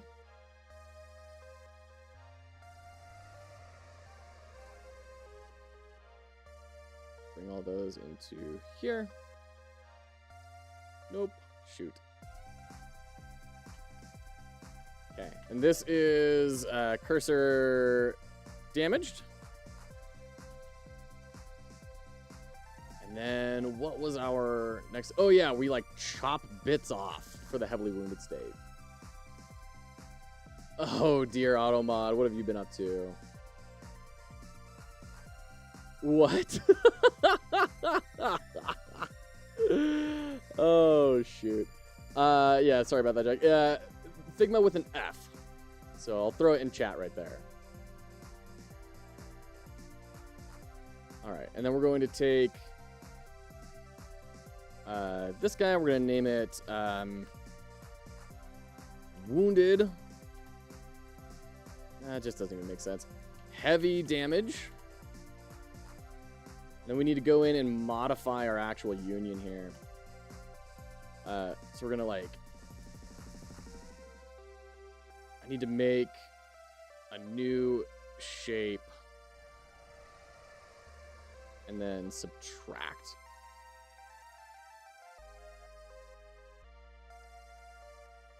Needs a fill, doesn't it? Fill. So you and you subtract. There we go. I'm gonna take this and just kind of put it right over here. And then another one. Kind of spin around a little bit. Kind of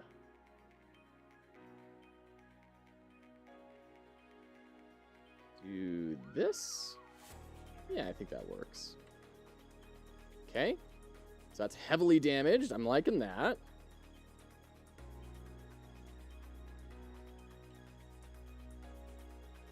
Cursor heavy damage.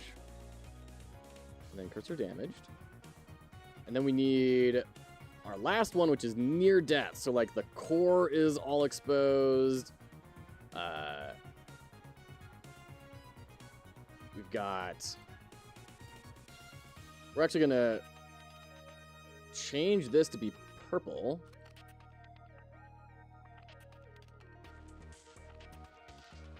Well, no, let's not do that. Let's just do another shape subtraction. So we're going to kind of draw out the shape of the glass shards that I'm looking for in negative space. All right, add in a fill. You subtract. Okay. I'm going to take this and plug it in right here.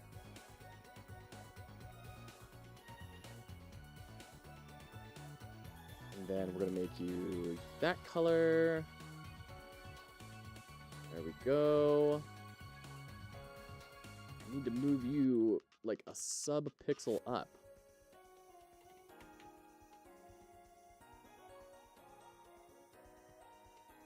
Or in. All right, whatever. It probably won't be visible. And then we'll have a single glowing circle. And so for our fill, we're going to do a radial filled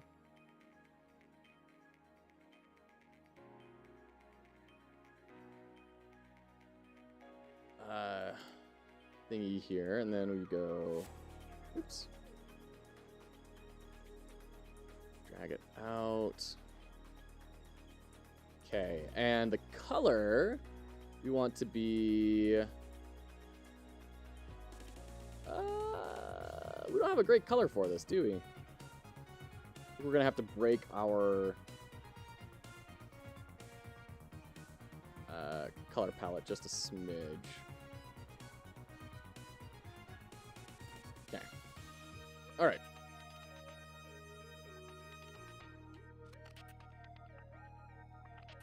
And then this is going to be, with a game like this, 90% of the polish might lie with the cursor, so making it feel good is going to be really important. It doesn't feel centered.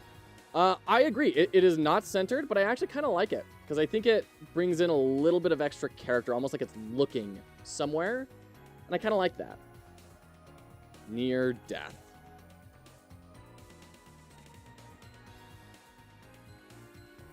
Okay. All right.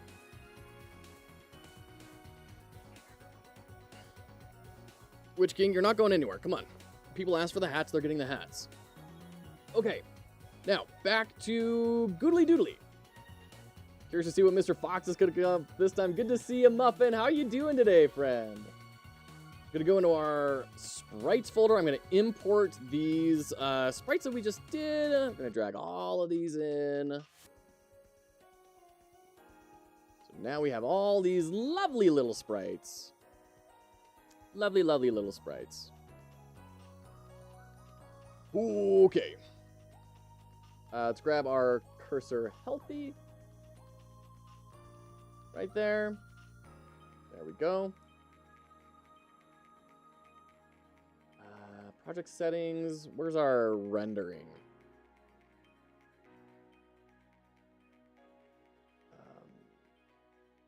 I want to see if we can make this a little less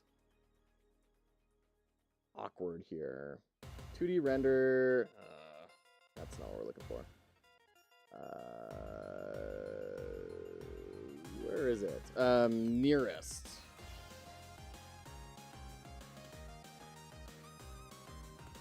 Okay. Linear? Yeah, no, that's not what we're looking for.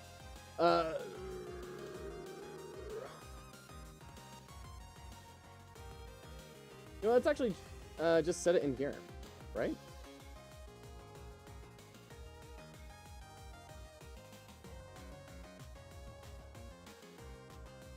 Then we don't even need the sprite 2D here.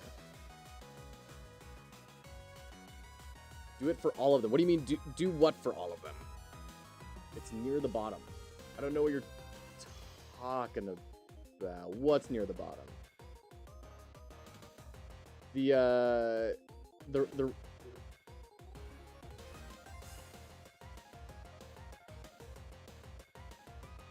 no, you don't have to do this for all of them. There's no way.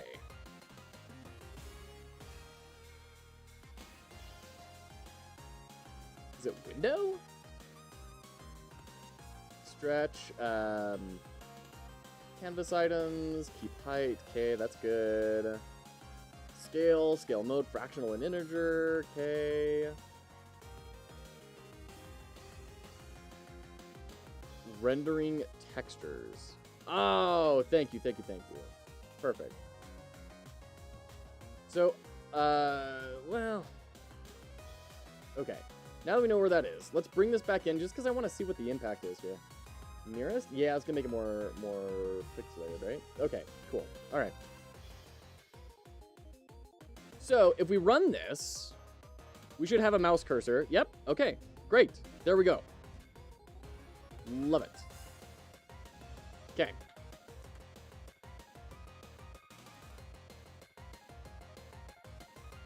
Great. So, let's do a texture rect in here. We need to add a gradient 2D texture. We need to set up our colors in this project, swatches. And we are going to be using, run over to Figma and grab our hex codes. Oh, no, not you. Okay. Okay, fine.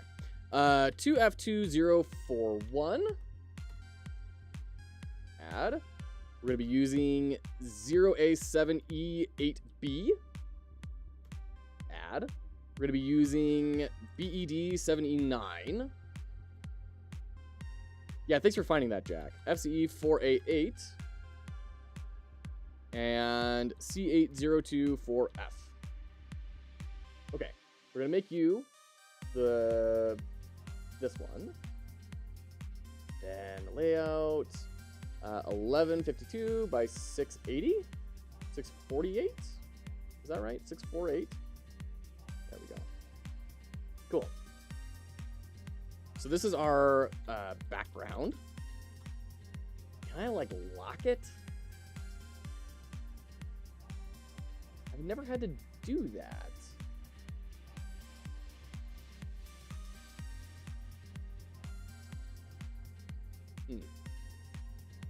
All right, whatever.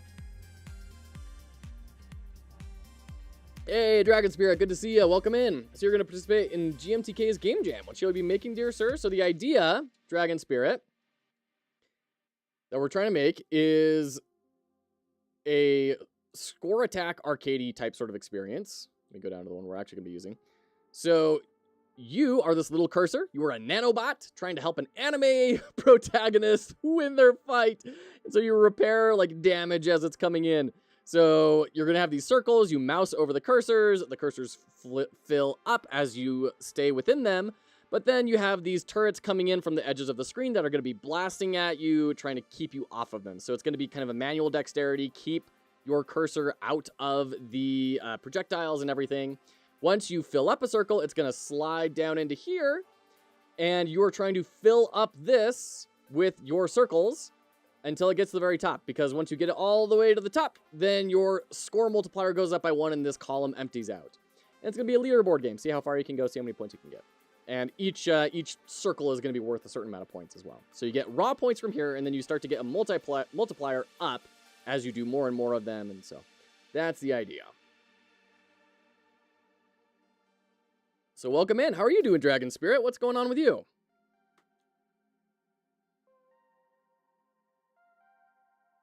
Oops. Okay.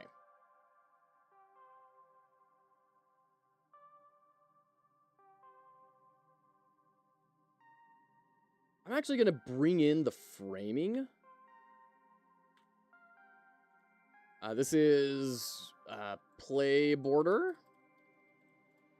And then this is the, I'm in Figma right now, you can't really see it, but column border. We're going to export. We're going to go over to our sprites. Grab our downloads, bring these in. This game would be insane with roguelite elements. Don't tempt me. We're going to bring this guy in right here. Bring in the play border. Okay, there we go. Working on some accessibility at the moment. Jack basically have to put that in the navigation center and just setting stuff up. Nice. Very cool. All right, we're gonna add in. We do need our play border to have a.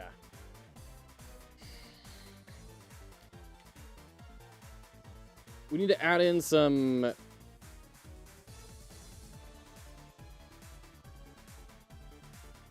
Rigid bodies. Or static bodies. Area, collision, and then it is a rectangle shape. Oh, we don't need an area 2D. Oh, lovely. Okay, great.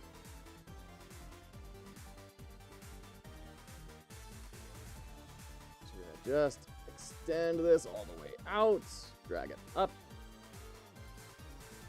And this is gonna be the top border. And I don't know if this is going to matter at all, because I don't know if I can actually restrict mouse movement using static bodies. So we'll have to see on that. All right.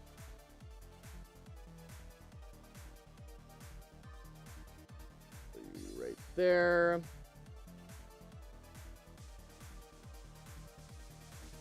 This is the left border. We do need to change its scale. A lot. Jeez. That got huge.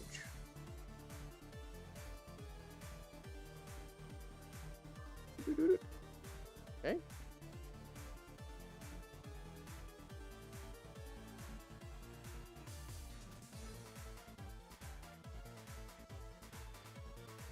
There we go. Now we can just zoom in, drag this down. Good. Okay. Left border, and then we have our right border. And yes, I did see the weird extra pixels we have. I'm not going to worry about it for now. Realizing we need to move this top border down into the gray. There we go. In the right border, we actually need to scale out a little bit.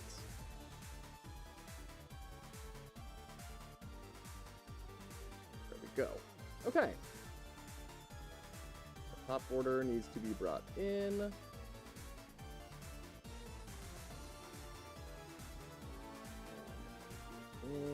Uh-oh. They're not unique shapes. Oh no! What am I doing? All right. Make unique. Make unique. And bottom, make unique. There we go. Drag you down. Scrunch you up. Means saving preferences, UI, all that good stuff. Yeah, that's kind of like the long haul, right? Where you're not doing the stuff that you may probably find more exciting as a game developer. Yeah, I hear ya. But it's good. It's the sort of stuff that takes it from an interesting idea to a game, right? Is all that fun stuff. That's where it's now a product that can be enjoyed by people. That out. Okay. And then we're going to grab a right border for the guys in here. Delete, delete, right border. You are right there.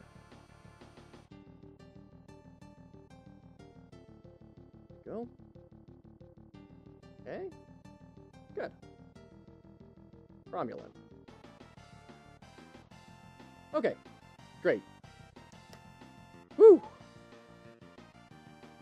downfall of every game dev. This could be a roguelite. I'll be waiting for the roguelite update. But next Thursday, I'll be at Gamescom in Germany, so that's pretty cool. That is very cool. Are you going to be showing off Gaia? I also want to always add roguelite elements. Yeah, roguelites are so dang fun, so don't blame anyone for adding roguelite. I've learned my lesson. My first, like, 7 game jams were all roguelite type sort of stuff. And I've learned, holy crap, that takes a long time to build. So this time, when I'm not even going to be doing anything on this on Sunday, I have 3 days. Pare back, Joe. Pare back.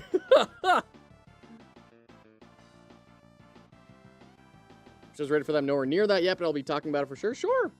I mean, even if you don't have a playable demo, you can have, little cards or screenshots or something. Build a mailing list.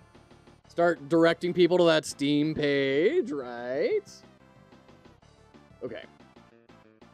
Cool. So we need a script in the cursor. And it is going to be, in the process, your global position equals mouse, get global mouse position. There we go.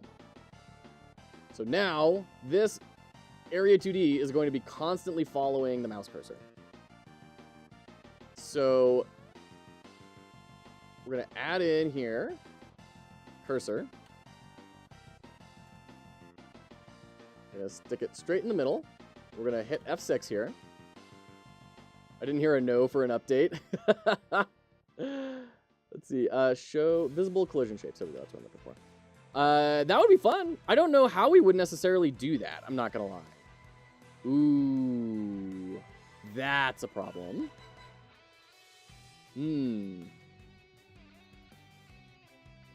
Okay. So what if we, just kind of eyeball this in?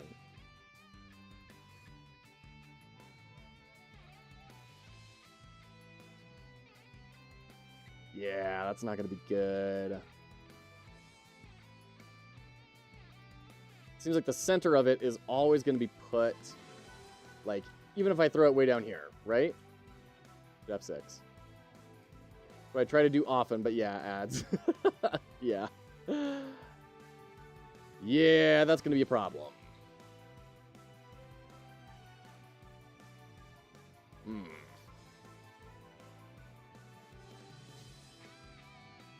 Okay.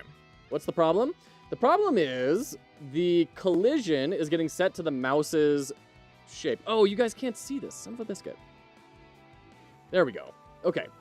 So the collision circle is being set to the mouse cursor position, but the sprite of the mouse is still assuming that angular up to the corner sort of shape, right? So we need to get those two on top of each other, and I don't know if I can by setting the custom mouse cursor. We may have to do a sprite. Rip. Yeah. The entire project's done. We're out of the jam. All right, let's go ahead and reset that. Give ourselves our mouse cursor back.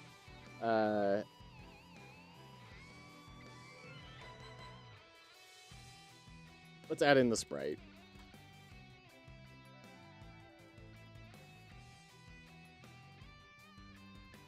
And we'll just center these. Area 2D. We're going to bring in front so I can see it. Sprite. Are you centered? Transform position. That's not 0, 0. That's not 0, 0 at all. Come on, that's not... What's your deal? Why are you guys throwing 0, 0 in there? All right, we're going to scale this up to there. I have no idea if this is going to cause problems. It probably will. But I kind of want to try it. Which is probably not a great thing to do on a jam of this... of this scale. In terms of time that you have available. You know what? No, what am I doing? What am I doing? What am I doing? What am I doing? No, we're not going to do the whole thing. We're just going to do this, because that's the way, bullet heavens work. Bullet hells. You have a small central space. That's the way we do it. Duh. Okay.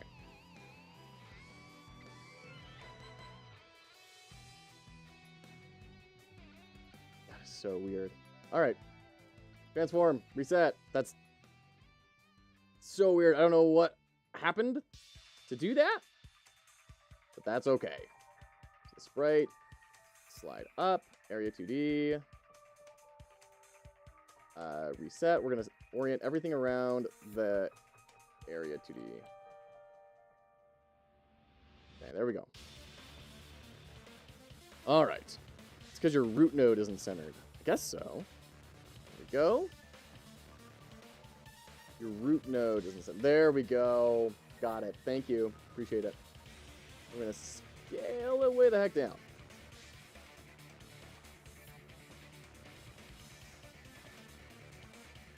Okay.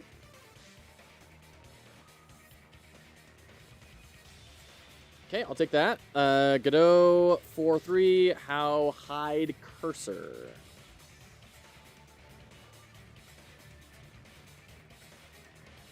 So in the game script, we're going to do on ready, mouse mode hidden, input.mouse mode.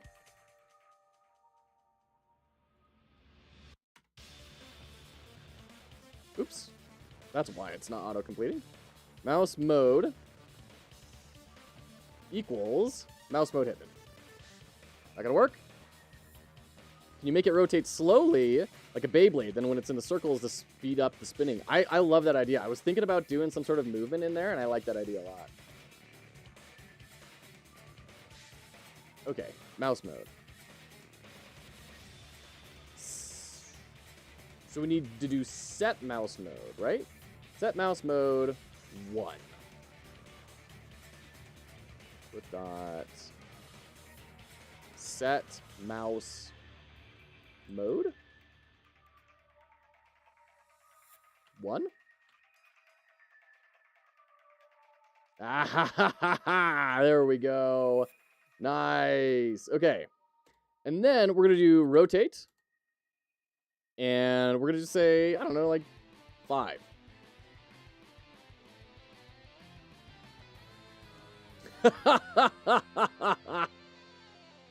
Point 1. Still super fast. Okay. 0.01. Yeah. Oh, that feels good. That feels good. Nice. The problem is if I do that, then we definitely want to get all of those things, the little extensions centered, but that's okay. It's okay. I can come back if there's time. Let's actually get a Kanban board going up. And we'll add that. Okay, install. And then we need to go to plugins, enable, tasks. We're going to add in center character sprite. Appendages. Okay.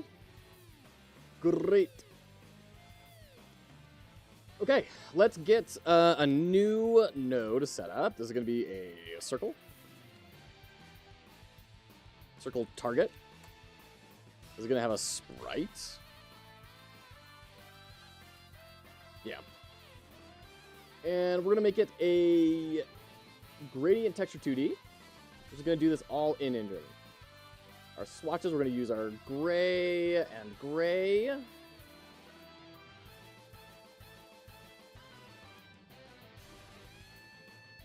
Fill is going to be a radial. Not that it really matters, but that's okay.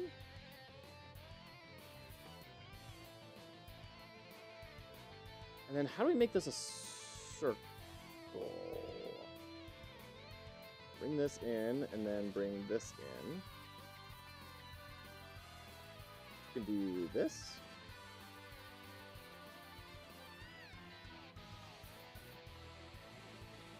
I mean, this feels really janky.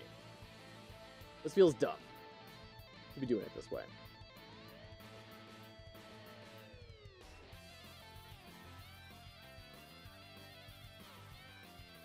What's the better way to do this? I just want a plain, flat circle. I've done this with, like, fuzzy edges, but I don't want the fuzzy edges. I want...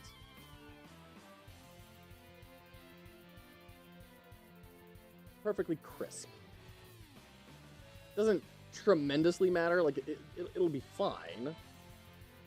But I would like to do it that way if possible. Is there a rounded corners? No. Okay. Okay, this is fine. Circle, small. Okay. Sprite, we'll make it about that big. Okay. In fact, let's make this a circle parent. And we'll set up the script in here, and then we can just bring that script in with exports on the different values. That sounds like a good idea to me. So let's add an area 2D, and then we're going to add a collision shape 2D, and that's going to be a circle. Going to reset our transform here. I don't know why I keep doing that. Scale.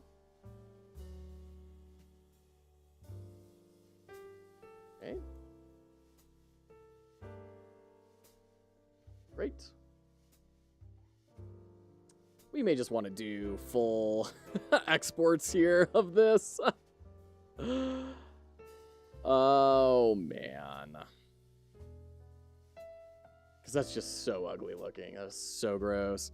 Let's go ahead and do that. So I'm going to make a quick export here. Circle, target, export, export. Go ahead and grab our circle target, bring it into our sprites.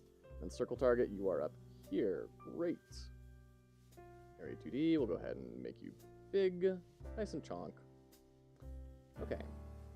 We're going to make our circle parent, and then this is going to be our background circle. And then we need to make a new one, which is our charge circle. Okay. I'm going to bring you all the way down to nothing. Let's start making a script for this. So, on ready,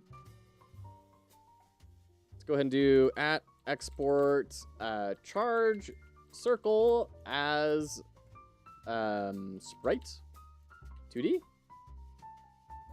Oh, we need a var. And then we can do charge circle dot scale dot apply scale, not apply scale, set scale. I've learned that lesson in the past of 0, 0. Vector to this. Yeah. Okay. We're gonna have a var for charging as a bool. Let's set it to true. We have an export var of size.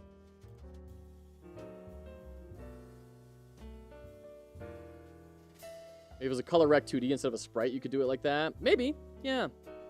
Yeah, it could be. Color rect 2D. Yeah. I was momentarily confusing that with a texture rect. Because the texture rect is the green one, and the color rect is the blue one, right? So one's a control node, one's a 2D node. Size as equals, we'll just do like 100. So then, they're both control nodes? Oh, okay.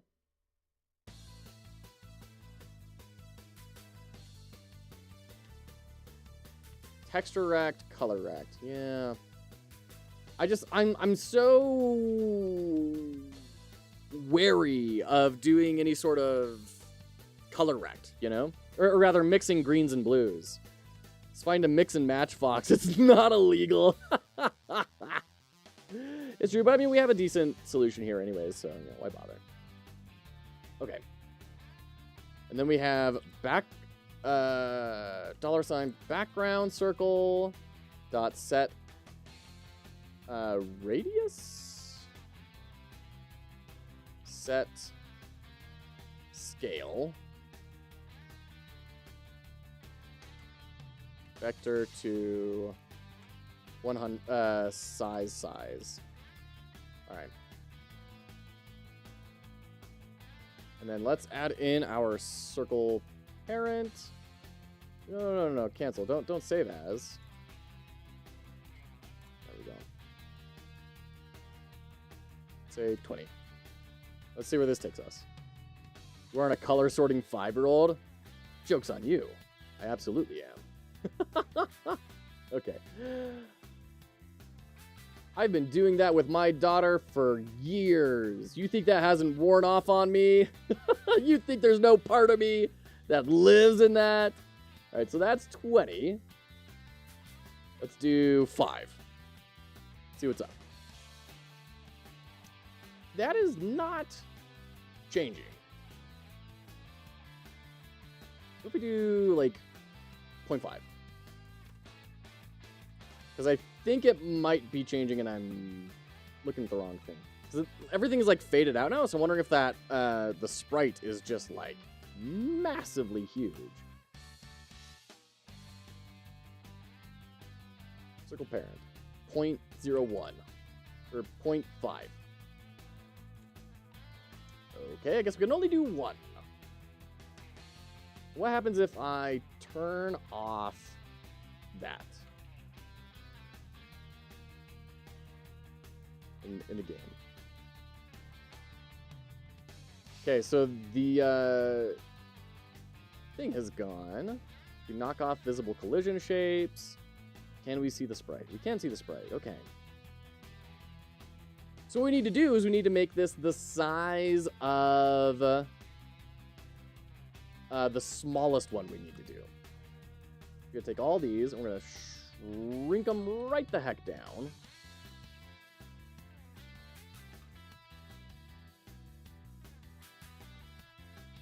Can I not scale multiple things at the same time? Okay. Let's reset our scale here.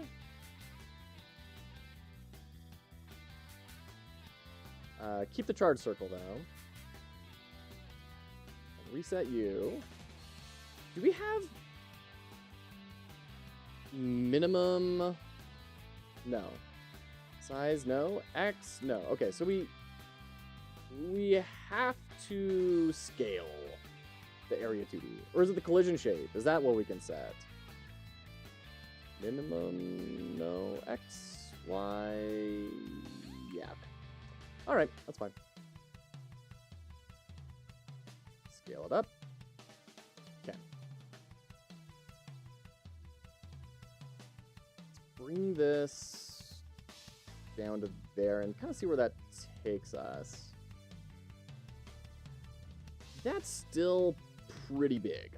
I think we're going to want to go even smaller for the smallest one. Yeah, that's looking good. That's our, like, 1 second to charge thing. Okay.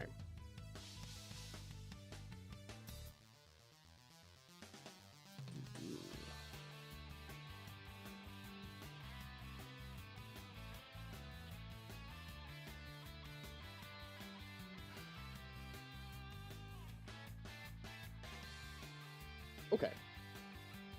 That's looking good. So that's our circle parent. Let's go ahead and set our size to, like, well, we'll just set it to 1 to start off with. Bring this back. And then can we load in and get just the plain circle? It's very, very big. Very big.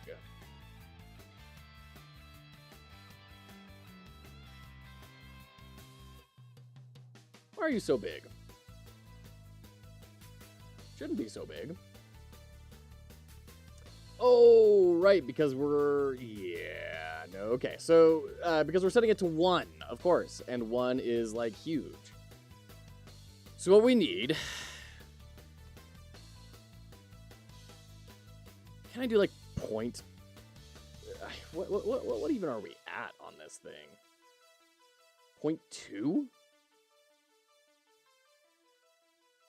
Is that going to work? Well, looks like it. Okay. So if we have that... Jamming again already. Fox, good stamina. Thanks, Lime Blossom. Good to see ya. Jams are really good for me because they teach me really fast. And they really work for my brain to level up fast. So that's why I've been doing so many jams. They got a float, not an integer. I don't understand. It is a float. What do you mean?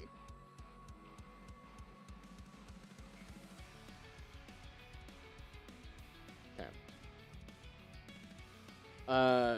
Is there a way to do an export Godot for export drop down?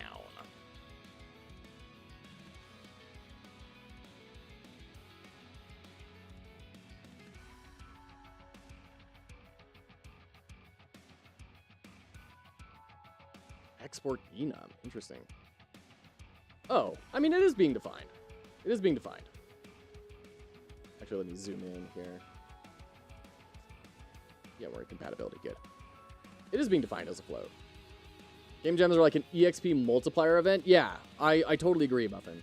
And as someone who's like really far behind in a lot of things, I need to level up really fast. So that's what I'm gunning for.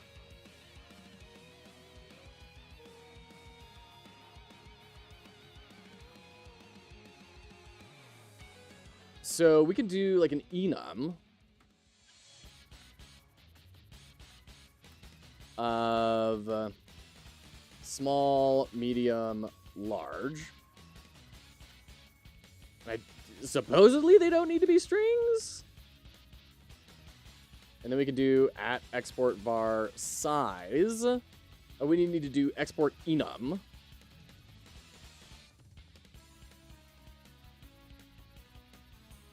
Or we could do size as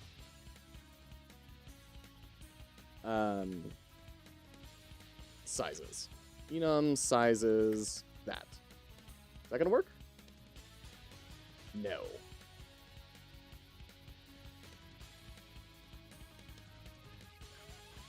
Okay.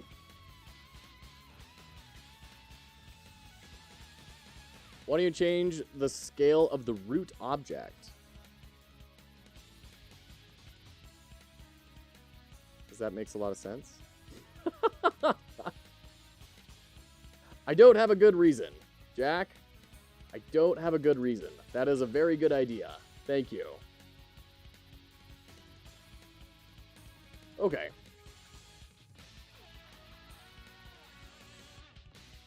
So I don't think this is going to work. Let's do at export enum. And then we're going to do small, medium. This is the other way I'm seeing people are doing it. And then just that. And then var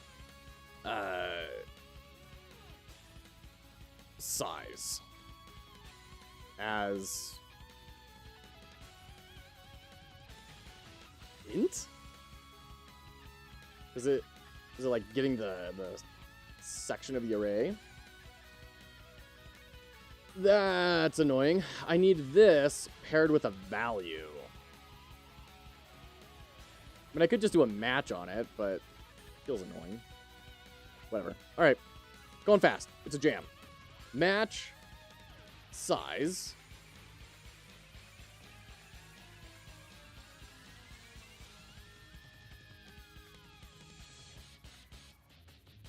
Whoa. There was a weird graphical bug. It was cutting a character off. Okay. Weird. Okay, get rid of that. Match size. If it is small, then just pass. Or pass, yeah. Or rather, set scale vector to small size, small size. We're going to make some variables here. Var small size equals vector 2, 0.2, 0.2. Just dictionary it. I had the vague thought that I could do that, but I don't quite know how to do it immediately while combining it with the export thing, right? I don't know how to export a dictionary.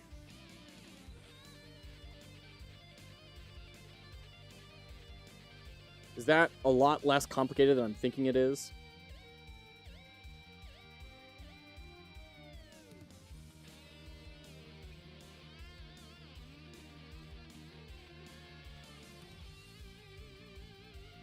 Whatever. This is working. This is working. We're going to go for it. At least I think it's going to work. If it doesn't work, then we'll look at that.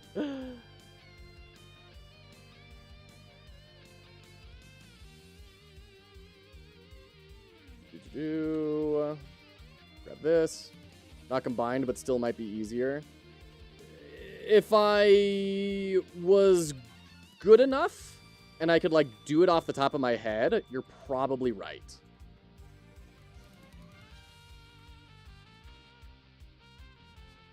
Okay.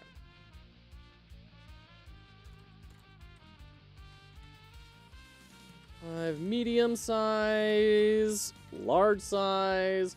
I'm gonna set this like 0.5, and then just 1. Let's try that. Okay. Okay. Ooh, okay.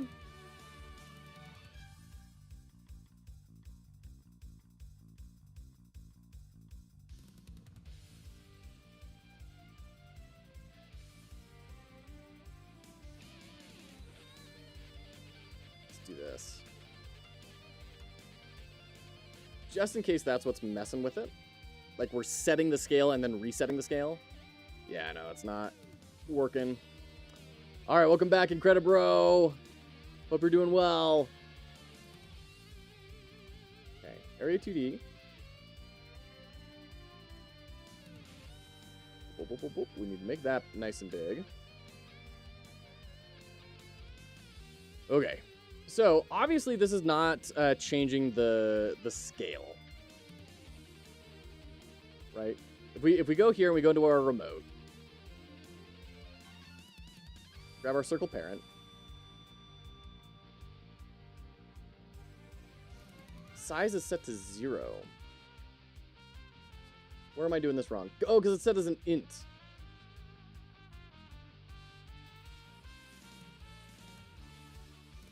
What, do I do 0, 1, and 2? Is that our problem? Because it's an enum? Incredibro. The time I want to be tricked by you. There we go. There we go. Nice. That's working. All right, so if we go back to our circle parent, we can change this to a, let's do copy, paste, paste, medium, large, Jack with the hats. Imagine being tricked. Move these, move these. I'll get to that in just a second. I want to verify this is working. There we go. Awesome. Small, medium, big. Love it. Love it. Love it, love it. Punishment for Incredibro. Oh, man. Okay, so I think the rule set has to be if we overflow the hats past here, we start doing special hats, right? Okay. So we'll go and do my daughter's fairy hat. There we go. Incredible. All right. Time for my wife's sun hat. Oh, dear. We need another one. Okay. Wait. 2 more? Suck. Okay. All right. There we go. Oh, clear hats. Thank you so much. And then here's the final hat right on top. Thank you, Incredibro. You freed me. Oh. from my hat-based chains. Thank you, thank you. Oh, the top 10 anime betrayals. Throwing all that in there. And then Gonzo. Okay, cool. So now we need a script to randomize this. We need to randomize the size. You look stressed. My neck was under quite a lot of stress. Quite a lot of stress. Those are some cool hats. Thank you.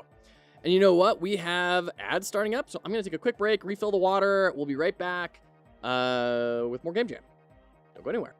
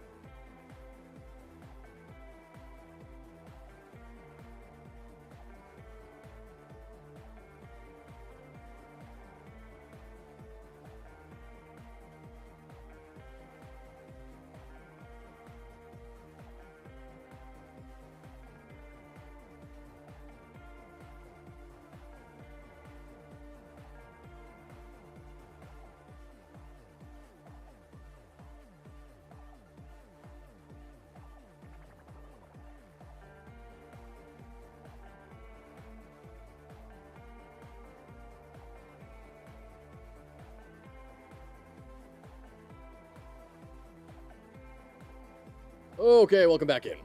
Let's keep going. Keep going. I think I've seen so many different ones already. He has all the hats. I was saving those points for game critiques for my portfolio game, but what the heck? Gotta keep Joe alive to actually critique. When is that gonna be done? When's that gonna be finished, Incredible? By the way, hydrate, thank you. What's the deadline? Okay. So you need to do a var r size equals rand I range from 0 to 2. And then we're going to match on R size. So, I mean, really, this exporting probably wasn't even necessary, but it's kind of fun. 60% done. Nice. I was too, but my game is never getting finished. Deadline 24, as in the 24th of the month? Like 8 days from now is your deadline? Or... I'm going to finish no matter how many teammates drop. Oh, Incredible, I'm so sorry. Oh, goodness. Are a ton of people dropping? 8 days. Jeez. Good luck. Good luck.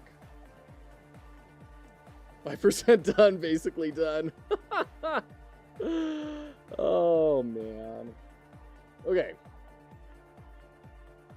So now we need in the process, if charging, then we need a var charge max as an int, and then we need a var charge as also an int. So now, if we have small size, we also need to do var charge small equals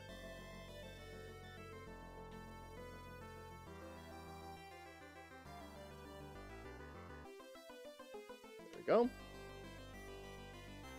Charge small equals, and then what did I write down in our documentation?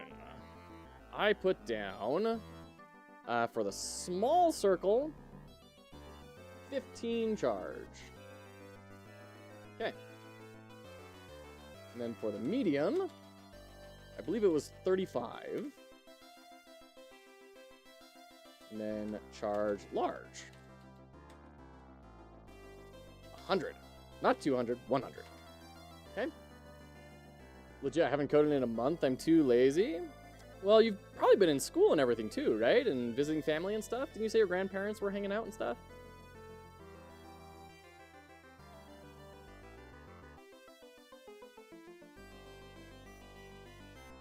Okay. If charging, then we're going to set charging equal to 0. Then we're going to set charging max equals, or charge max, excuse me. Charge max equals charge small. Instead of small, we do medium, and then large. So if charging, charge, and this is the tricky part because I'm not doing this like based on the frame, I'm doing it on a counter. So I'm probably gonna need like a charge counter.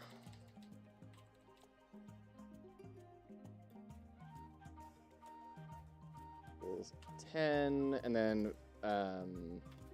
bar charge counter reset is 10. How fast did I say things would charge up? 10 per second. So 10 per second divided by 60 frames is 6 frames. Okay. Equals charge counter reset. Okay.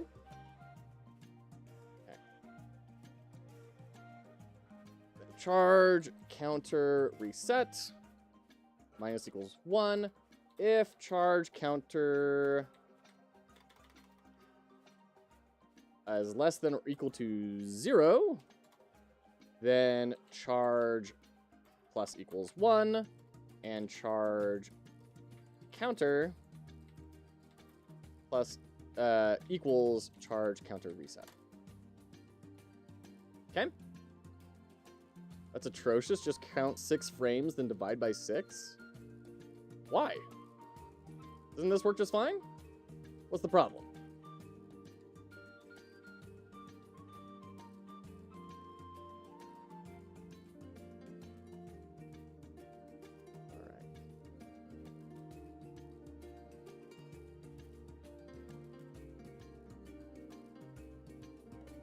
Okay.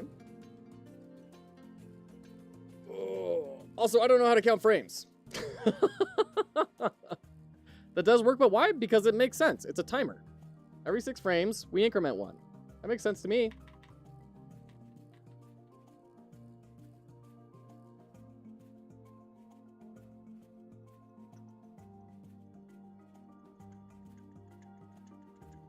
Okay.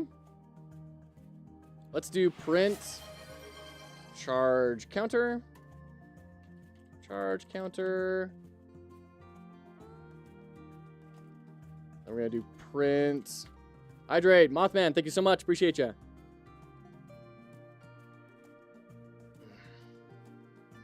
Every frame plus equals 1? See, I think your way is confusing. Doing something every frame is not very system friendly.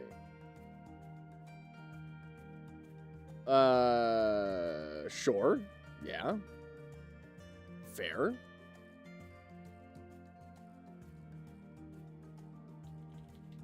Charge. Charge. Okay.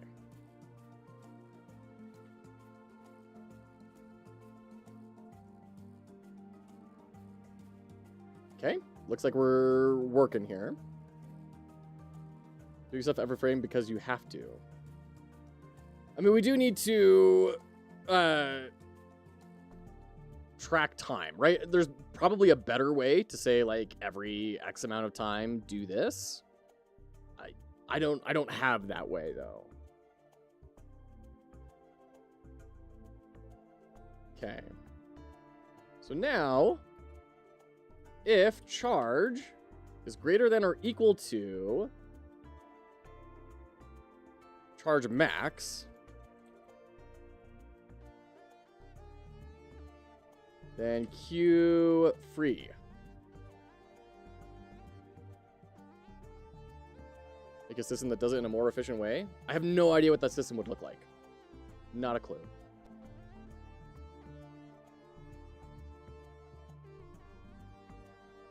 Okay. There we go. Great. Working. Love it. So now we need to do add scoring here. based on size.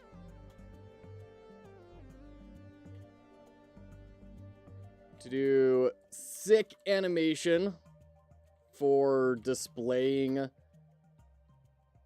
score. So let's actually add in a label here. This will be score. And then we can set var score small as equals 100. Var score small as equals 300. Var score large as equals 1,000. Sure, whatever. We'll deal with balance later. What is that? Freaking out. Oh, right. Same name. What annoys you? Also, Jack, you get annoyed a lot. I think you need to like work on getting less annoyed.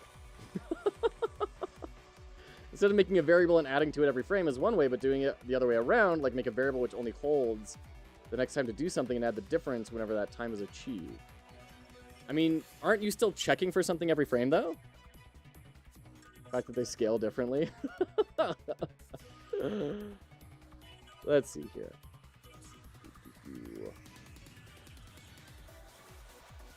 What am I doing?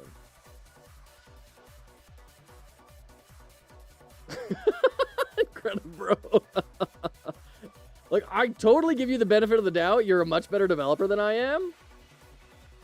But that kind of just seemed like doing the same thing but backwards with the same thing you were discussing. But I could totally be wrong. Okay. So we're going to set this to be invisible. We'll actually bring it up here and we'll say like it's 100. We'll make some new label settings. We're going to make this save it as themes, typography, label settings. This is going to be score. Okay. Center, center. Oops.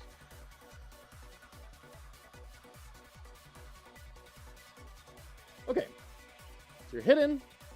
And then when you do this, then we do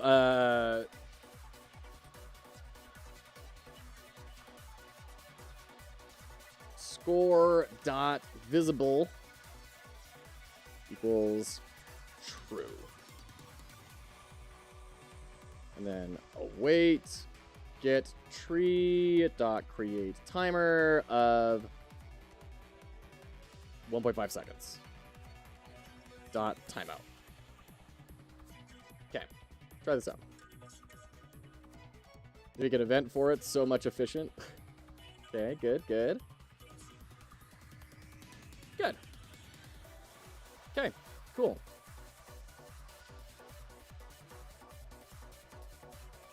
Make the label move up. Yes, that's going to be the sick animation for displaying the score.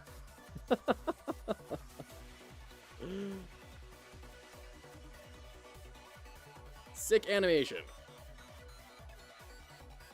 We're going to make it wiggle. We're going to change the color. We're going to go full Nektos in here. Okay, scoring. Right. So now, when we are matching the size, we need to set our score, var score, as an int. Not skr. Skr. Score equals score small. I can tell that this would probably be a lot better as a dictionary, because I could set all of these things in the dictionary, but whatever. I'm just going to keep going with this. Okay.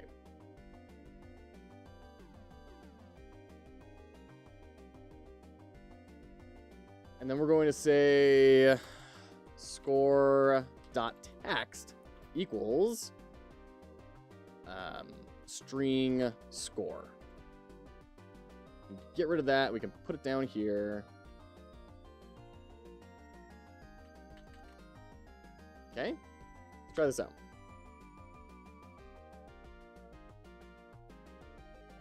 Awesome.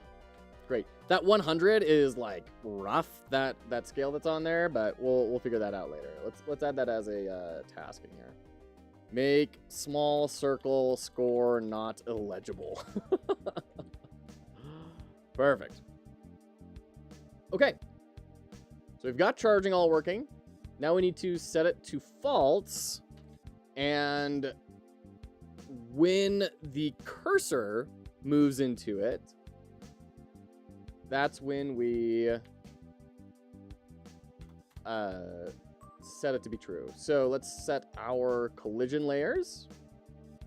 This is going to be cursor, circles, and enemy projectiles. And I guess walls. So you are on cursor. You are looking for circles, enemy projectiles, and walls.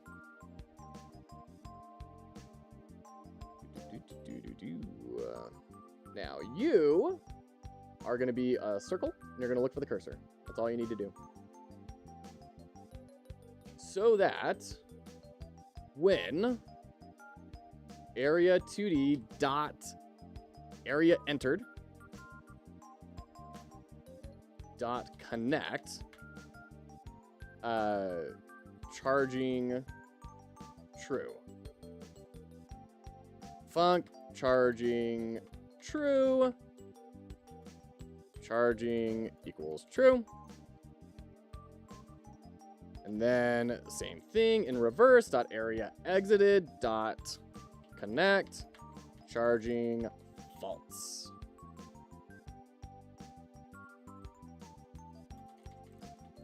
And I'm doing it this way. I know I could probably do it as a bool and just like toggling it, but I don't trust myself to do that logic well enough.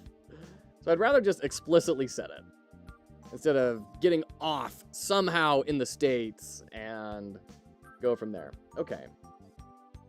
I also need to do down here to do make charge circle scale with %. Okay. Now we don't need these anymore because we verified those were working. Actually, let's leave them on until I get this charge circle functioning. Godot has it. You could do it as a lambda function. I have heard of lambda functions, and I have learned about lambda functions a couple of times. I still do not remember what lambda functions are. I have heard of them a couple of times. It's a callable lambda functions within a method. Lambda functions are custom callables that are an associate. Man, programmer speak is real. It's a built-in variant type that represents a function. It can either be a method within an object instance or a custom callable used for...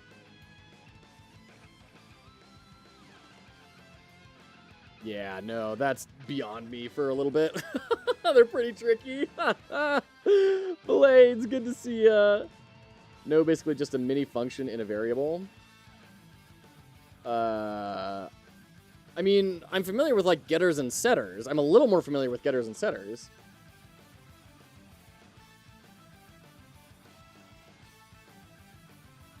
Okay. Like, for example, if I really wanted to, I could set our charge to have a setter that sets the scale of the circle whenever it changes, right?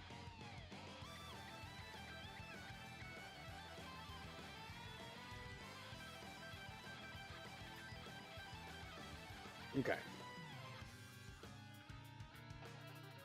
So I think we're good to go on this. Let's just check here. Ooh, we got debugger. Okay. Error calling from signal. Area entered to callable node 2D circle parent. Method expected 0 arguments. Right, yeah. Yep, it's going to call it. It's going to give us an area. But we don't really care about it because we've set up our collision layers so the only area that's ever going to enter it is the player. There we go. rad. Cool. Working! Yeah! All right. Let's turn off collision shapes, and let's get this charge circle scaling. Got paid today, and we already have $40 left.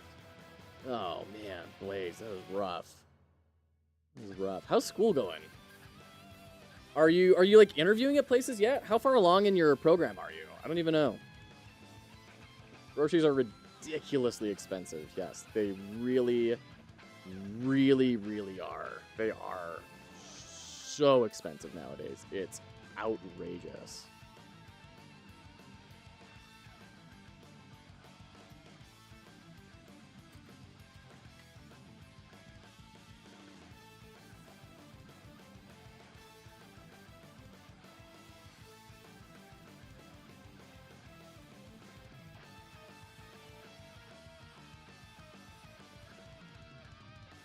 Okay.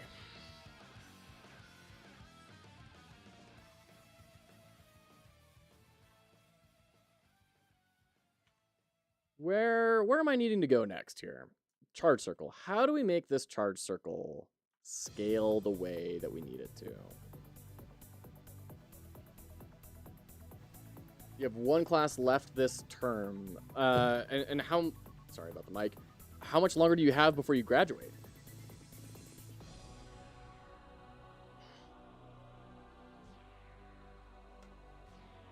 So we need to set... Like, basically what we're going to do is charge circle dot set scale. And we're going to set it to...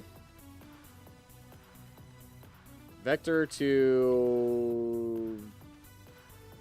Something. So I need to, like, take...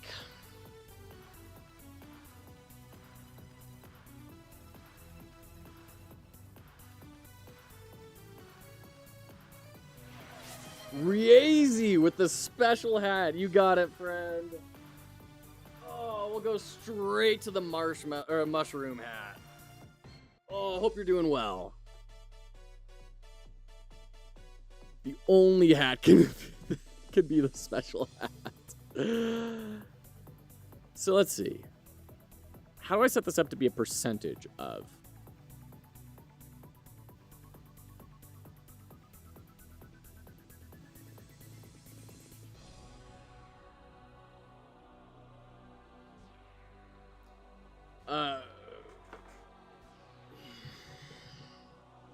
I mean, if I set it to, like, charge... What is it? Charge max. Divided by charge, right? That'll get us... Or maybe I have it flipped. Yeah, I have it flipped. Charge divided by charge max. That'll get us a ratio between 0 and 100. What if I do an apply scale then, and not a set? What exactly does apply scale do? Multiplies the current scale by the ratio vector.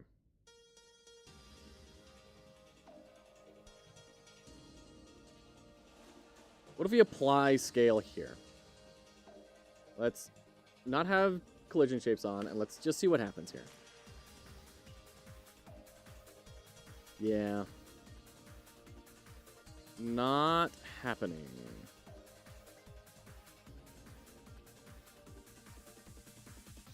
After this term, I'll have completed 49 CUs out of 120 with one transfer of 3 CUs. After this term, it'll be 50, not 49. Okay.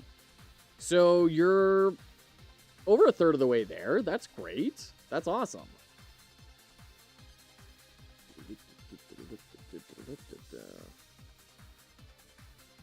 Print, charge, circle, scale, charge, circle dot get scale.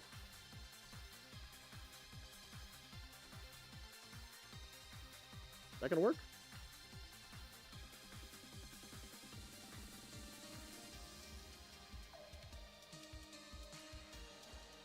Okay, so it ended with charge circle scale being 0.00001.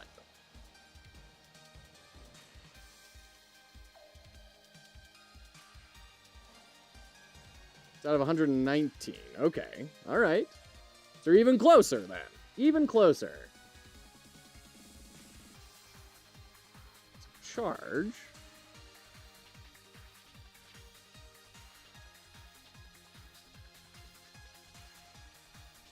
Divided by charge max, which should be 15. It should go up to like 15, right?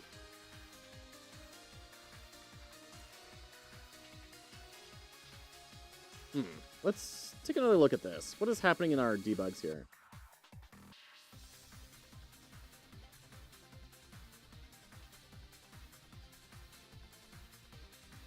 Okay. So we're going up to 100, and then it triggers. Let's actually make it so that it doesn't. If charge is greater than or equal to charge max, or rather less than, and then up.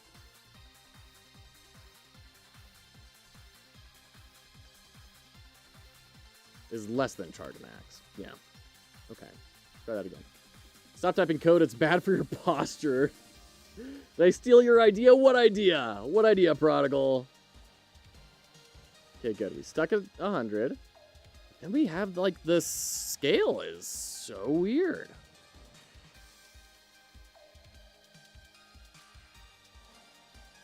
One word, slimes? You doing slimes? How are you scaling slimes? You growing bigger and smaller? Wiggling your way into locks? Opening the doors?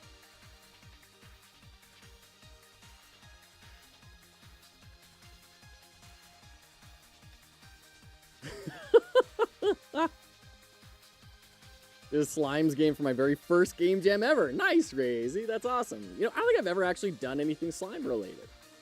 You'd think that would have hit me sooner. I'm wearing a giant mushroom hat. Still figuring it out. Sounds good. Sounds good. Are you partnering with drums this time around? Is the dynamic duo added again?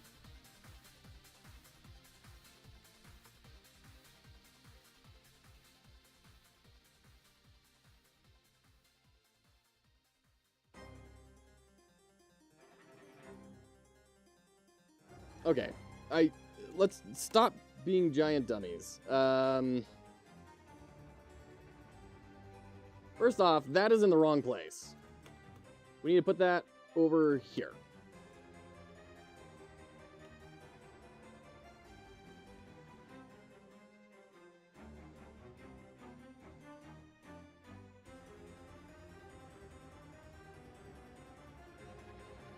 Sort of, kind of, sure, why not?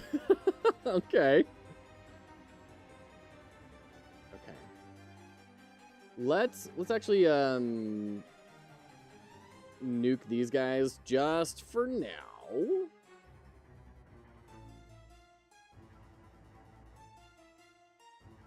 So our scale is not changing. We have our charge divided by charge max.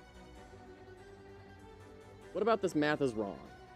Print charge divided by charge max.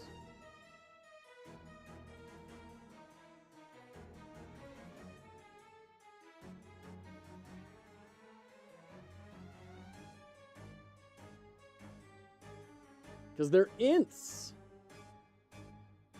It's... Okay, so... var charge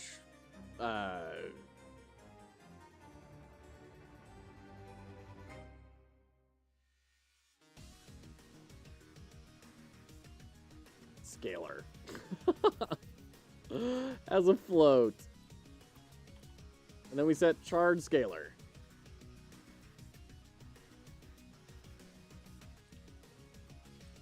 Charge divided by charge max. And then we print charge scalar. What am I doing wrong here? You have 666 followers. I do. Let me unfollow to fix that.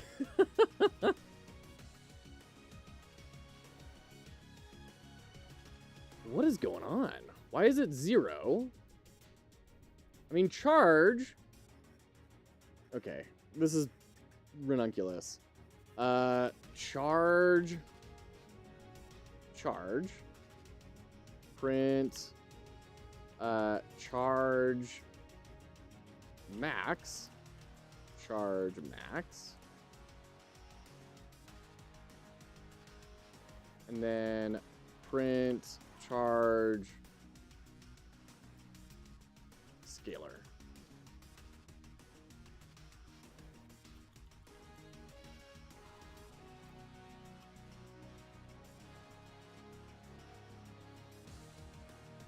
Back to my game. Sounds good. Take care.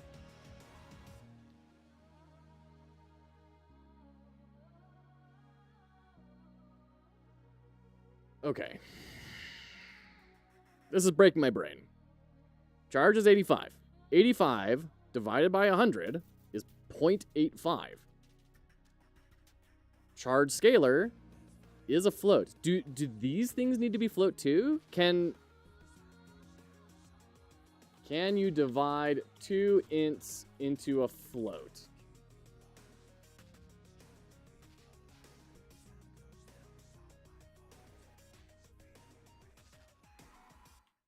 Oh dear, we have to cast them? Is that the float? Do I have to do like constructors? Alright, try this again. Or not from there though, from here.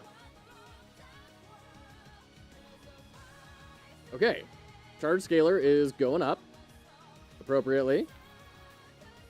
Good.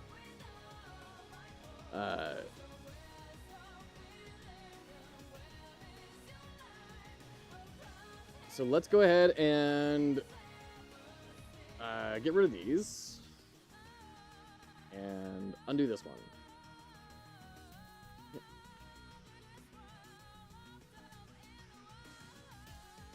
So the circle scale is still not.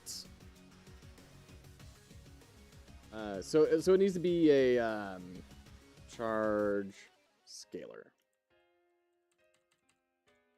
Because we're of course the same problem still exists because we're doing it with dividing 2 ints, hoping it's a float. Still not working.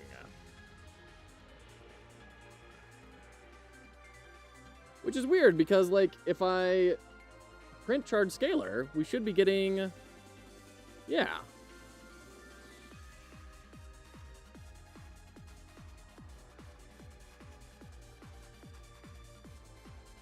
That's weird.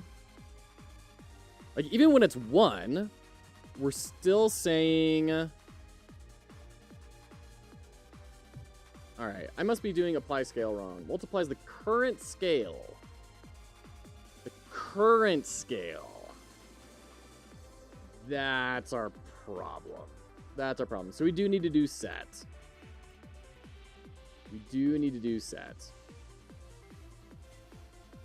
Because we were doing like 0.000001 times 0.98, right? Okay, this is working.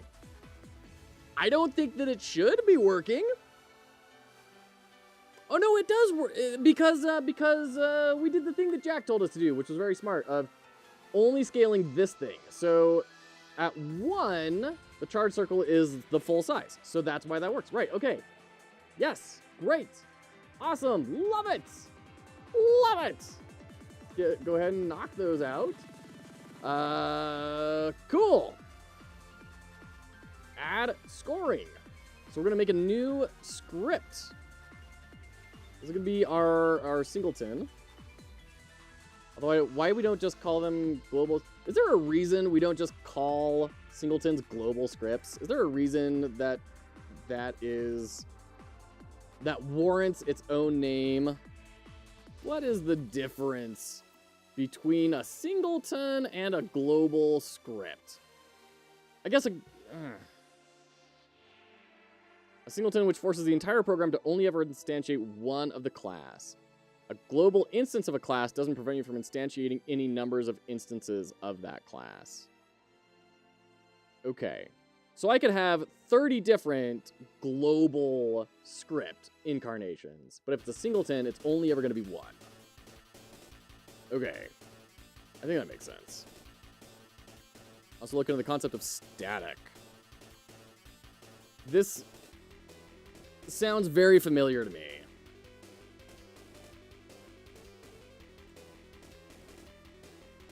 But when I look into it, all I see are static typing. But I do remember, like in C++, doing like static method blank, right?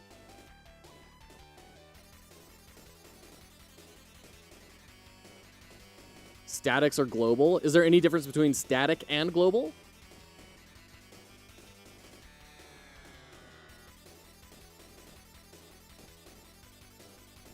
When you declare a variable or a method as static, it belongs to the class rather than a specific instance. Okay. A static function is a function that is defined as a member of an object, but can be accessed directly from an API object's constructor.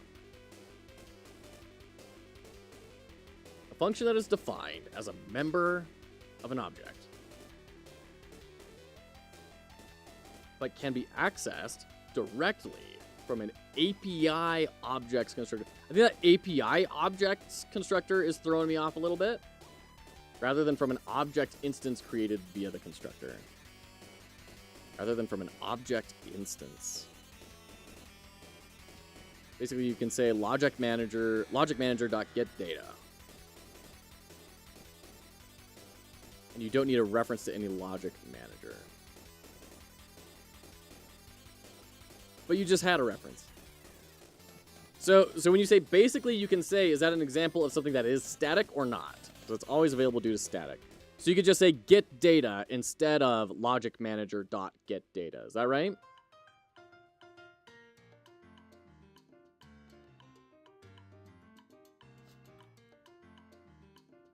Okay. Var score 0, var multiplier 1. Okay.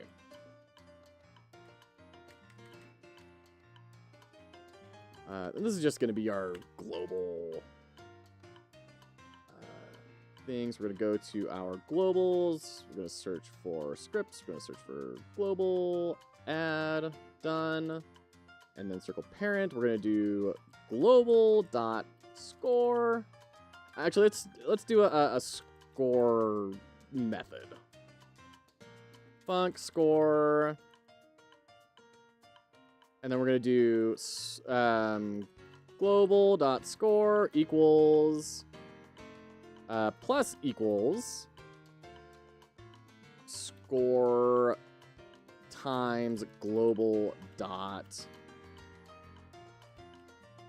multiplier. Yeah. Previously, okay. Score update.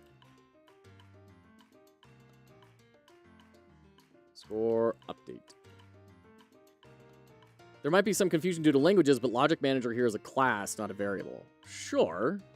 And when we say class, we mean like an object, right? This is the thing that gets me all the time, is like the difference between classes, objects, methods, functions, and like I know that there's a lot of overlap, and obviously I know that like a function is not an object, but I feel like a lot of times it feels to me like things are used exchangeably. Think of it this way: a static object is available to be accessed from a class. A static object is available to be accessed from a class. Imagine you have a button scaling animation with scale factor variable, but it would be nice if you can get all the buttons to use the same static variable.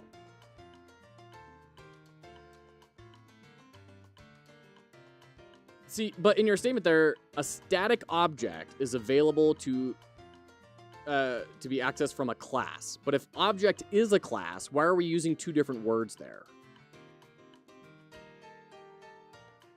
How are objects different from classes? A class is a template for creating objects. Oh, that's right. The class is like the blueprint, and then the object is the instantiated version of it, right? I think is the idea there. Static object is invariable. No bads. No bads. So static functions don't need a reference to an instance. Static functions don't need a reference to an instance.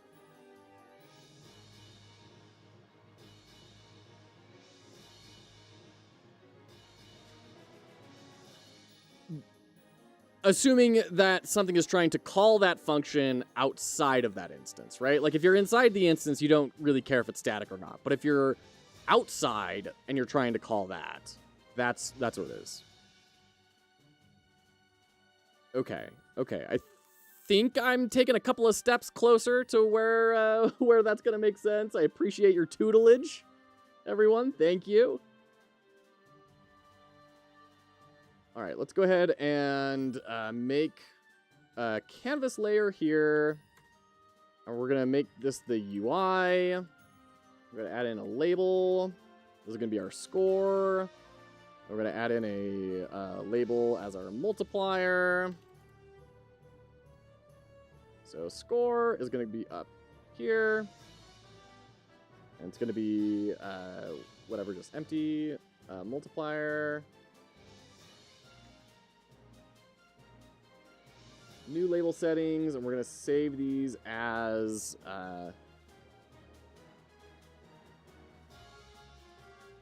already have score.res?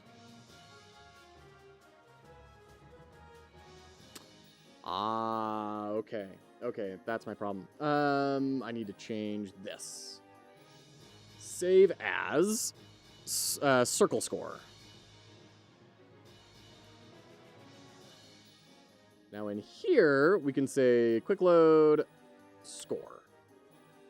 There we go. Score, and then we're going to say 9999999 for that. Center. Okay. Imagine having a static method to calculate distance of two objects. A static method to calculate distance of two objects. I mean, I don't think I can. I just wanted to mention because it's closely related to global and singleton. Yeah, that's what I'm kind of grappling with right now, Lime Blossom, is like, what is the difference between static, global, and singleton? I understand the difference between global and singleton, I guess, at this point. That you can have many globals of something, but a singleton will only ever have one instance of it. I'm sure that, like, matters for reasons.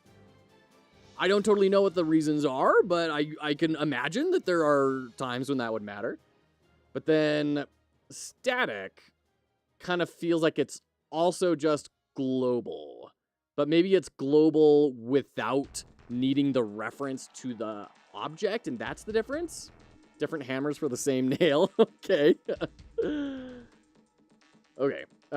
Color. We're going to change this to be yellow. Great. And then on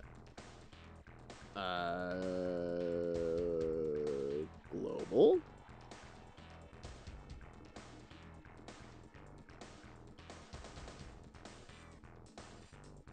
How do we set this? I think we can do, like, get. Oh, man. Godot for getters. Or setters.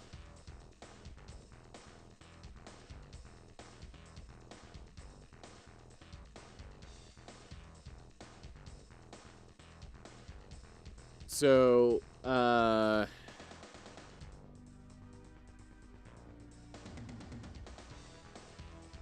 let's see. You were spot on there. Okay. And I guess I can kind of also understand how those things correlate, but I'm definitely not experienced enough to say, oh yeah, that's exactly when you're going to use one of those.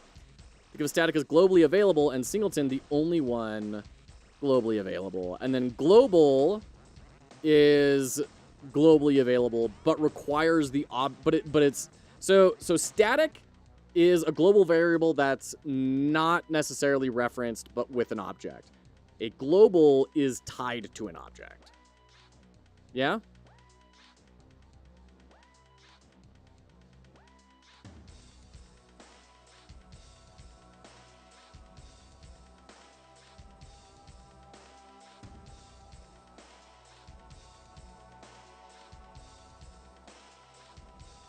Man, stuff gets complicated. Holy cow. Once everything. I guess never used a global. Okay.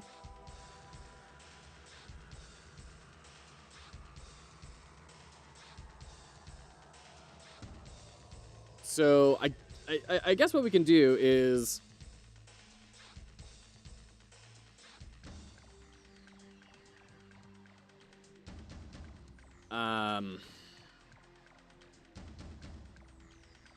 static gets the job done most of the times. Oops, sorry about that. Misclicked. So all I want to do here is when the score is updated, I want to send a signal that the score has been updated so that the UI can take that signal and update the appropriate things. That's all I'm trying to do here.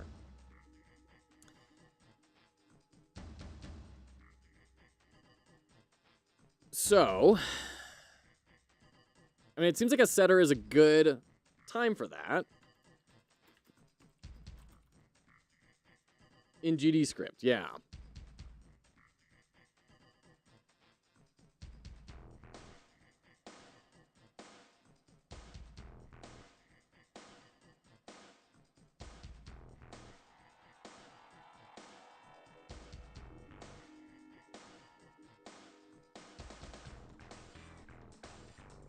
I mean, can I do something as simple as set value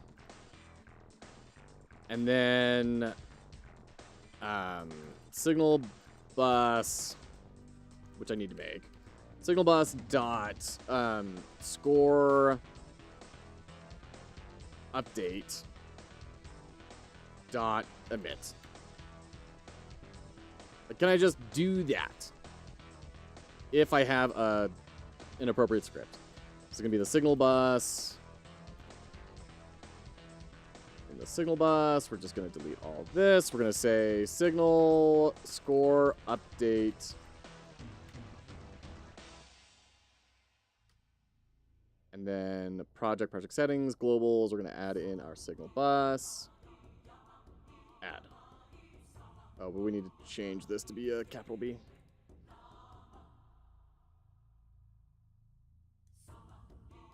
Okay. Globals might be a Godot thing that I'm not familiar with. Globals are not necessarily Godot thing. I mean, there's okay, so there's the globals, but then there's like auto load, shader globals groups. Like there's like sections within that, right? I think global is the same as static. Okay, all right.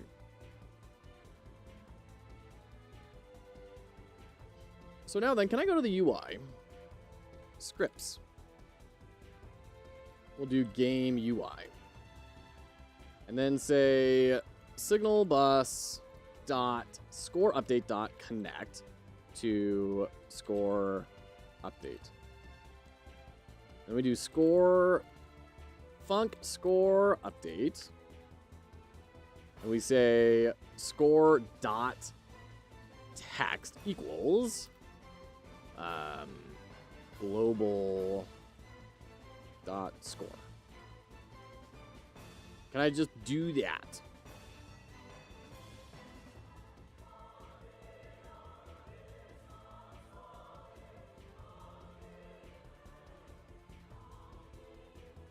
Invalid assignment of property or key text with value of type int. Ah, yes. String. Okay, so the string needs to be on the outside. Sure, that makes sense. Score manager is generally a singleton and use the singleton instance to access the score. Or look up events and delegates, they might be called differently in Godot. Events and delegates are the signal thing you're going for, probably. Quite possibly. I've heard it as like the observer pattern as well for signals. Okay.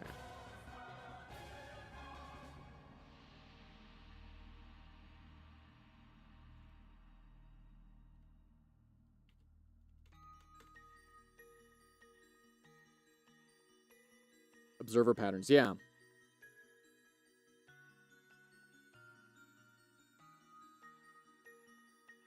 Is that the same thing as events and delegates? Okay. So score update, global.score plus equals score times global multiply. Let's do print score. Let's kind of figure out what's going on here. As far as I know, okay. So score is set to 100.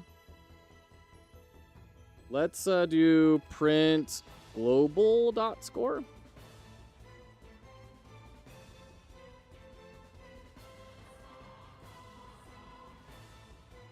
Global.score is 0. Is the multiplier 0? Yeah, the multiplier is 1. Oh, global.score plus equals score times global multiplier. Okay. Print score. Hold on, I need to visualize this better. Print a global multiplier. Global.multiplier. And then say score.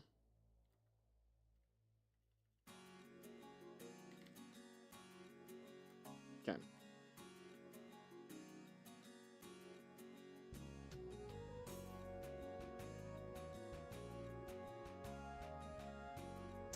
That's weird. 100. 1. Print. Calculated score.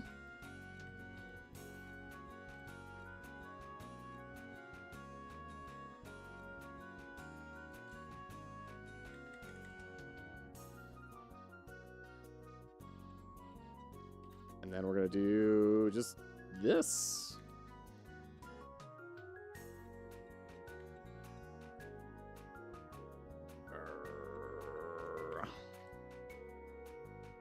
Okay. Calculated score is 100. What the crap?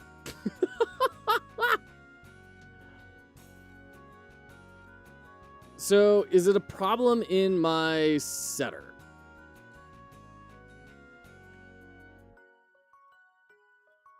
Like, do I have to do that explicitly?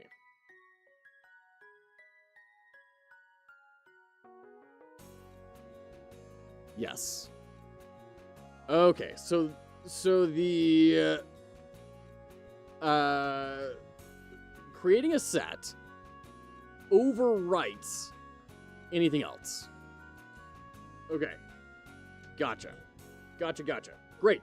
Hey, it's working though. It's working. So now, in our game UI on ready, we can do score update. And then we should be good. Should start with 0, go up to 100, dodge around all the projectiles, 1,100. Great. All right, let's do the same thing now for multiplier.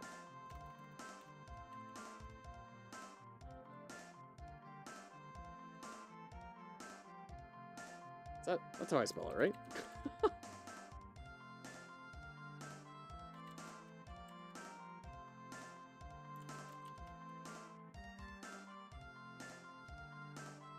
Okay, great. Now connect, and we're going to do it to multiplier update.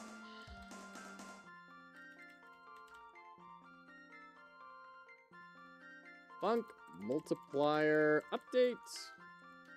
We're gonna do $multiplier dot text equals string global dot multiplier. There we go. Okay, go back to our global. We're gonna do the same thing right there. Multiplier. And we're gonna do multiplier. Unexpected indent. Because we're missing the colon. There we go. Okay. Cool. Cool. All right, and then we're going to deal with that later. So we need to add the tasks of the column stacking stuff. Not in there yet. Don't worry about it. We're going to go to ads real quick. I got to take a quick bio break. We'll be right back. Nice hat, sir. Thank you so much, Wookie Wo. Appreciate ya. We're going to be right back right after my bio break.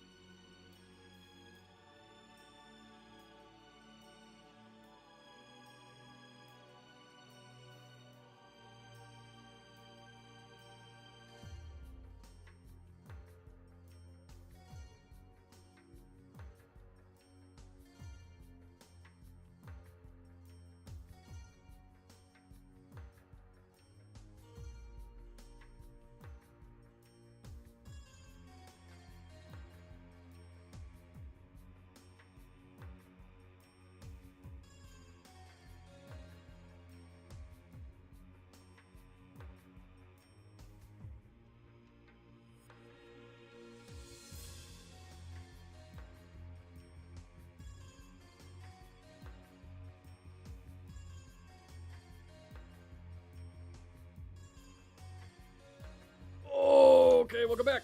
Thanks for your patience for that. Let's dive right on in. Let's get this all working. So next up, we need to get let's see, we have the circles spawning in randomly, or not spawning in randomly yet, but we have them random size, scores, all that is set up. I think the circles are done, right? I think the circles are essentially done, barring any other, like, animations for the score and everything. But for functionality's sake, I think the circles are done.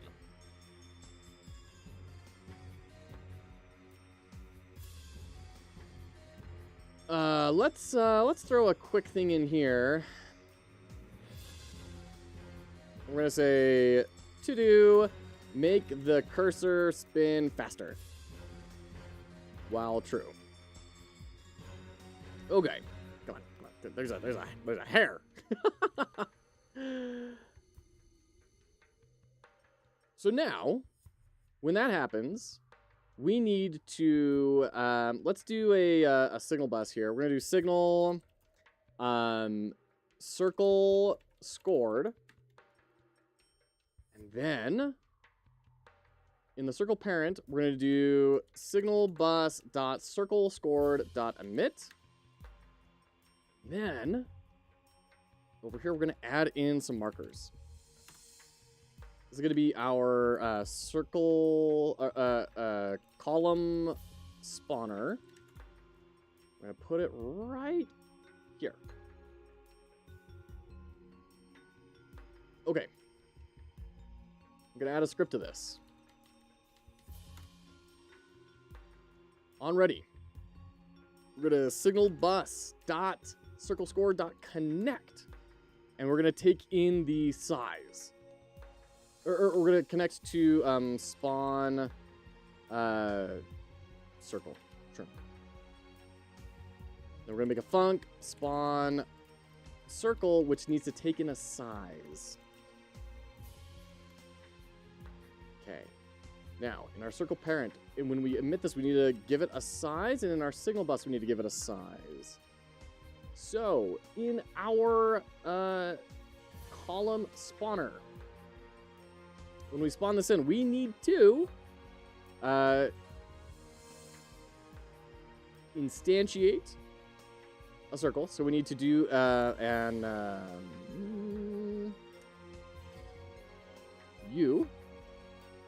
gonna preload that circle in, and so then we do circle parent dot instantiate,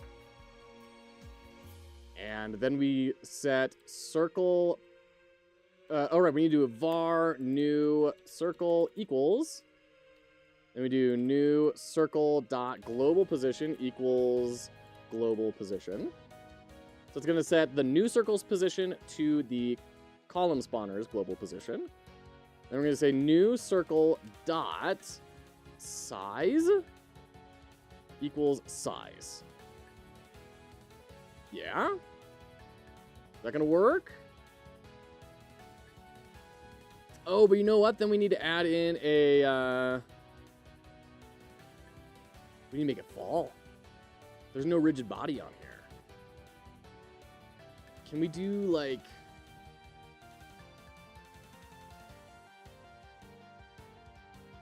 I mean, I guess we can make a duplicate, right? So we're gonna make a new new circle parent, and we're gonna make a, let's just copy this. We're gonna make a new 2D scene. We're gonna paste all this in. We're going to, how do I, like, detach?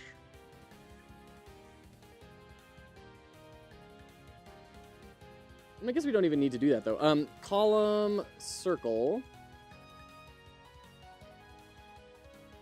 Well, yeah, we should. Hey, Agent Technology, good to see ya. Welcome in. Who gave Toto red mushroom? Welcome in. Good to see ya.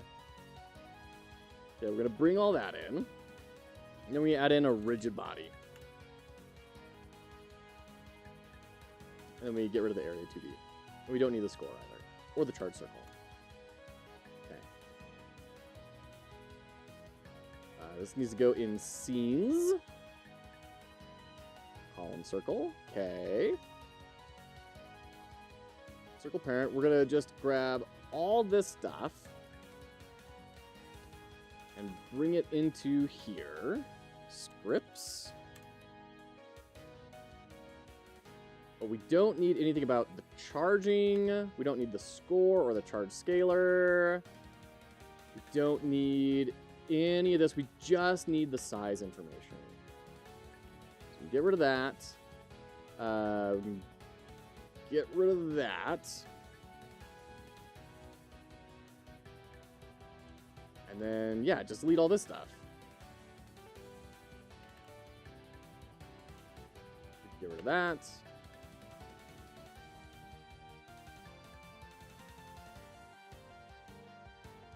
Okay. Match on var size equal as a vector 2. And then we have size.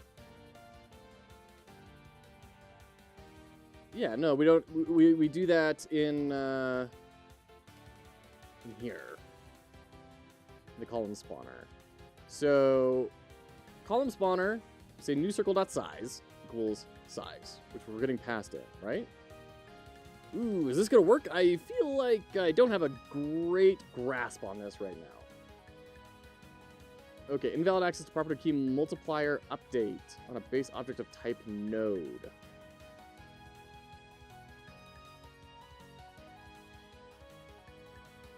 Ah, we don't have that yet. All right, let's try this again. Let's see where we get to here. Okay. So we're not spawning this in yet. Let's go ahead and in our circle parent, we can get rid of all the prints that we've got. Don't need this. We don't need this.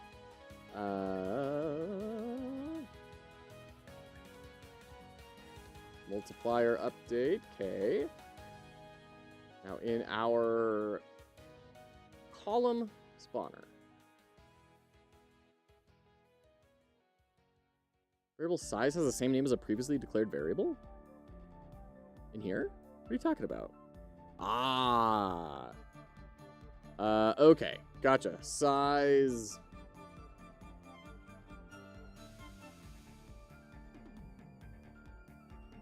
Selected. And then match on selected. Sure. That's not a great name. I'll probably not like myself for that in the future. Okay. Where's this going to take us? We should start with the score and the multiplier. Okay, that's all good. Invalid assignment of property key size select with the type of int on a base. Okay. So what are we passing in for size? We're passing in 1 second.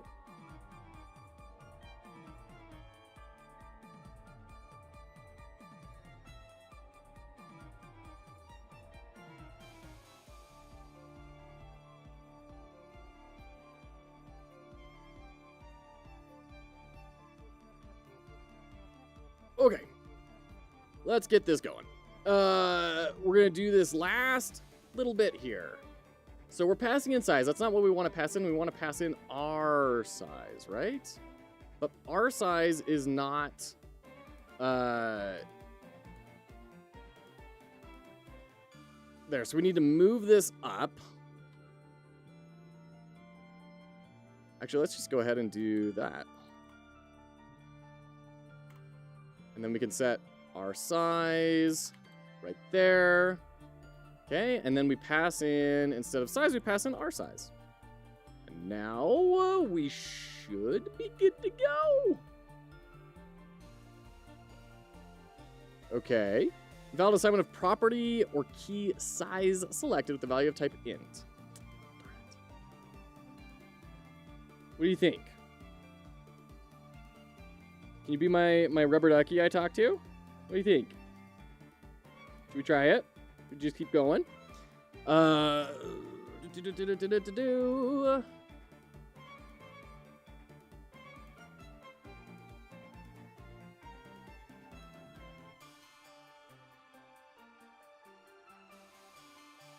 So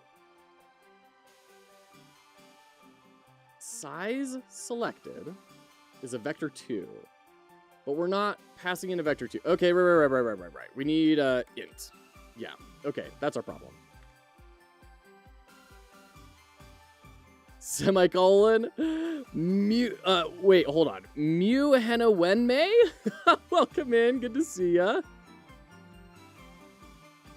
All right. Invalid assignment of property or key size selected with type int. It's just the words. Oh, me when I win my I. Jeez. Words me when I win me I. Okay. Words me when I win me I. All right. Good to see ya. Thanks for jumping in here and hanging out. Okay. So we're passing in our size, which is an int. Right? Yes, it's an int.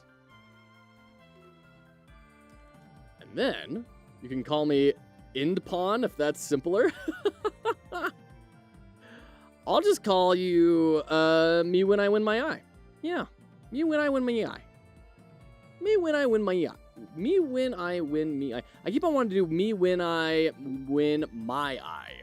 Keep on doing my. Okay. So let's print these out here. Size selected.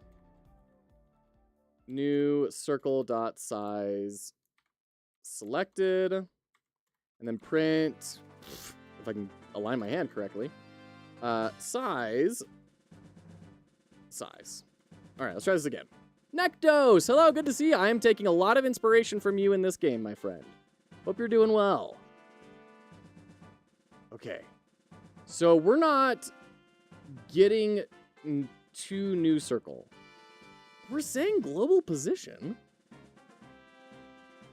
Circle pair. Oh, it's because we've got the wrong object here. I forgot to replace that. Oops. All right.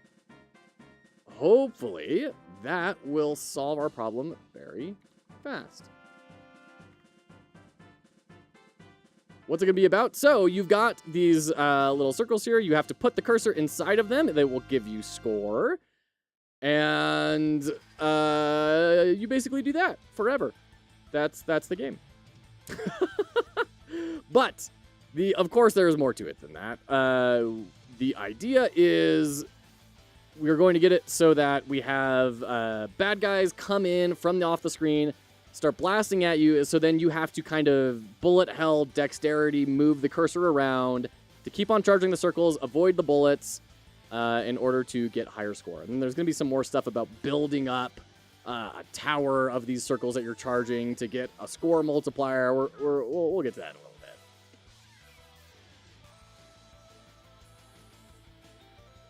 Cup is overlapping the game window.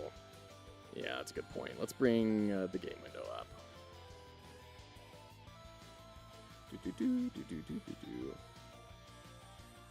There we go. Yeah, that looks better.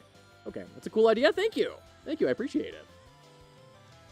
Ooh, it's taking a little bit longer to build than I was hoping it would, of course, because it always does, doesn't it, little guy? I thought I was going to get the charging and everything all done, just lickety-split.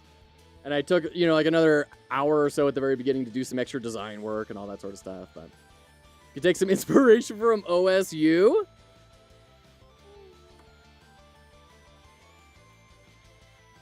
I got you. I like the mushroom hat. Thank you. Thank you. Somebody redeemed a special hat, and so this was the special hat. Okay.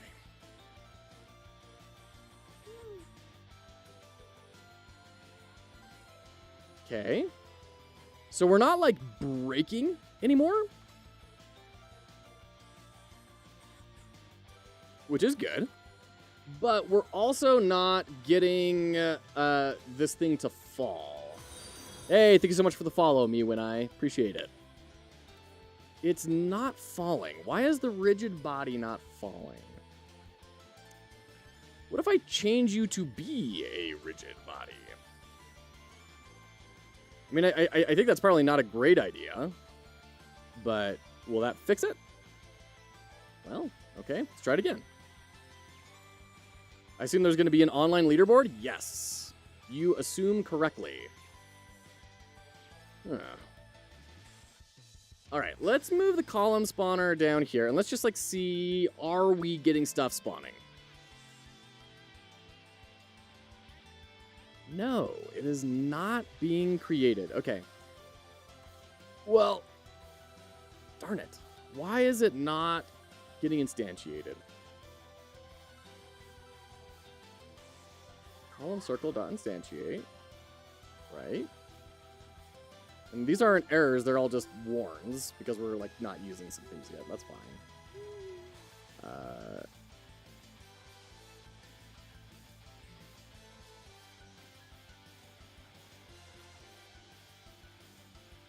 But I mean, like, we are here, right? Print, spawning.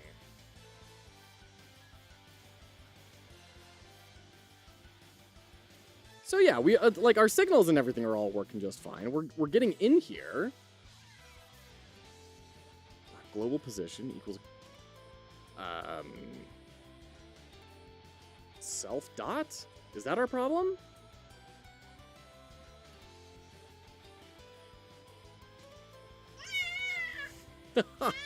Hi! Depends on how you make it, but make sure that if a player submits a score with the same name, the old one deletes, otherwise it's going to get pretty messy.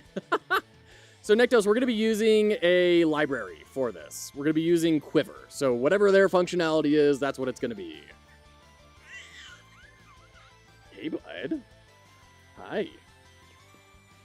I do not have the skill set to build an online leaderboard, let alone within 4 days on top of building a game. So,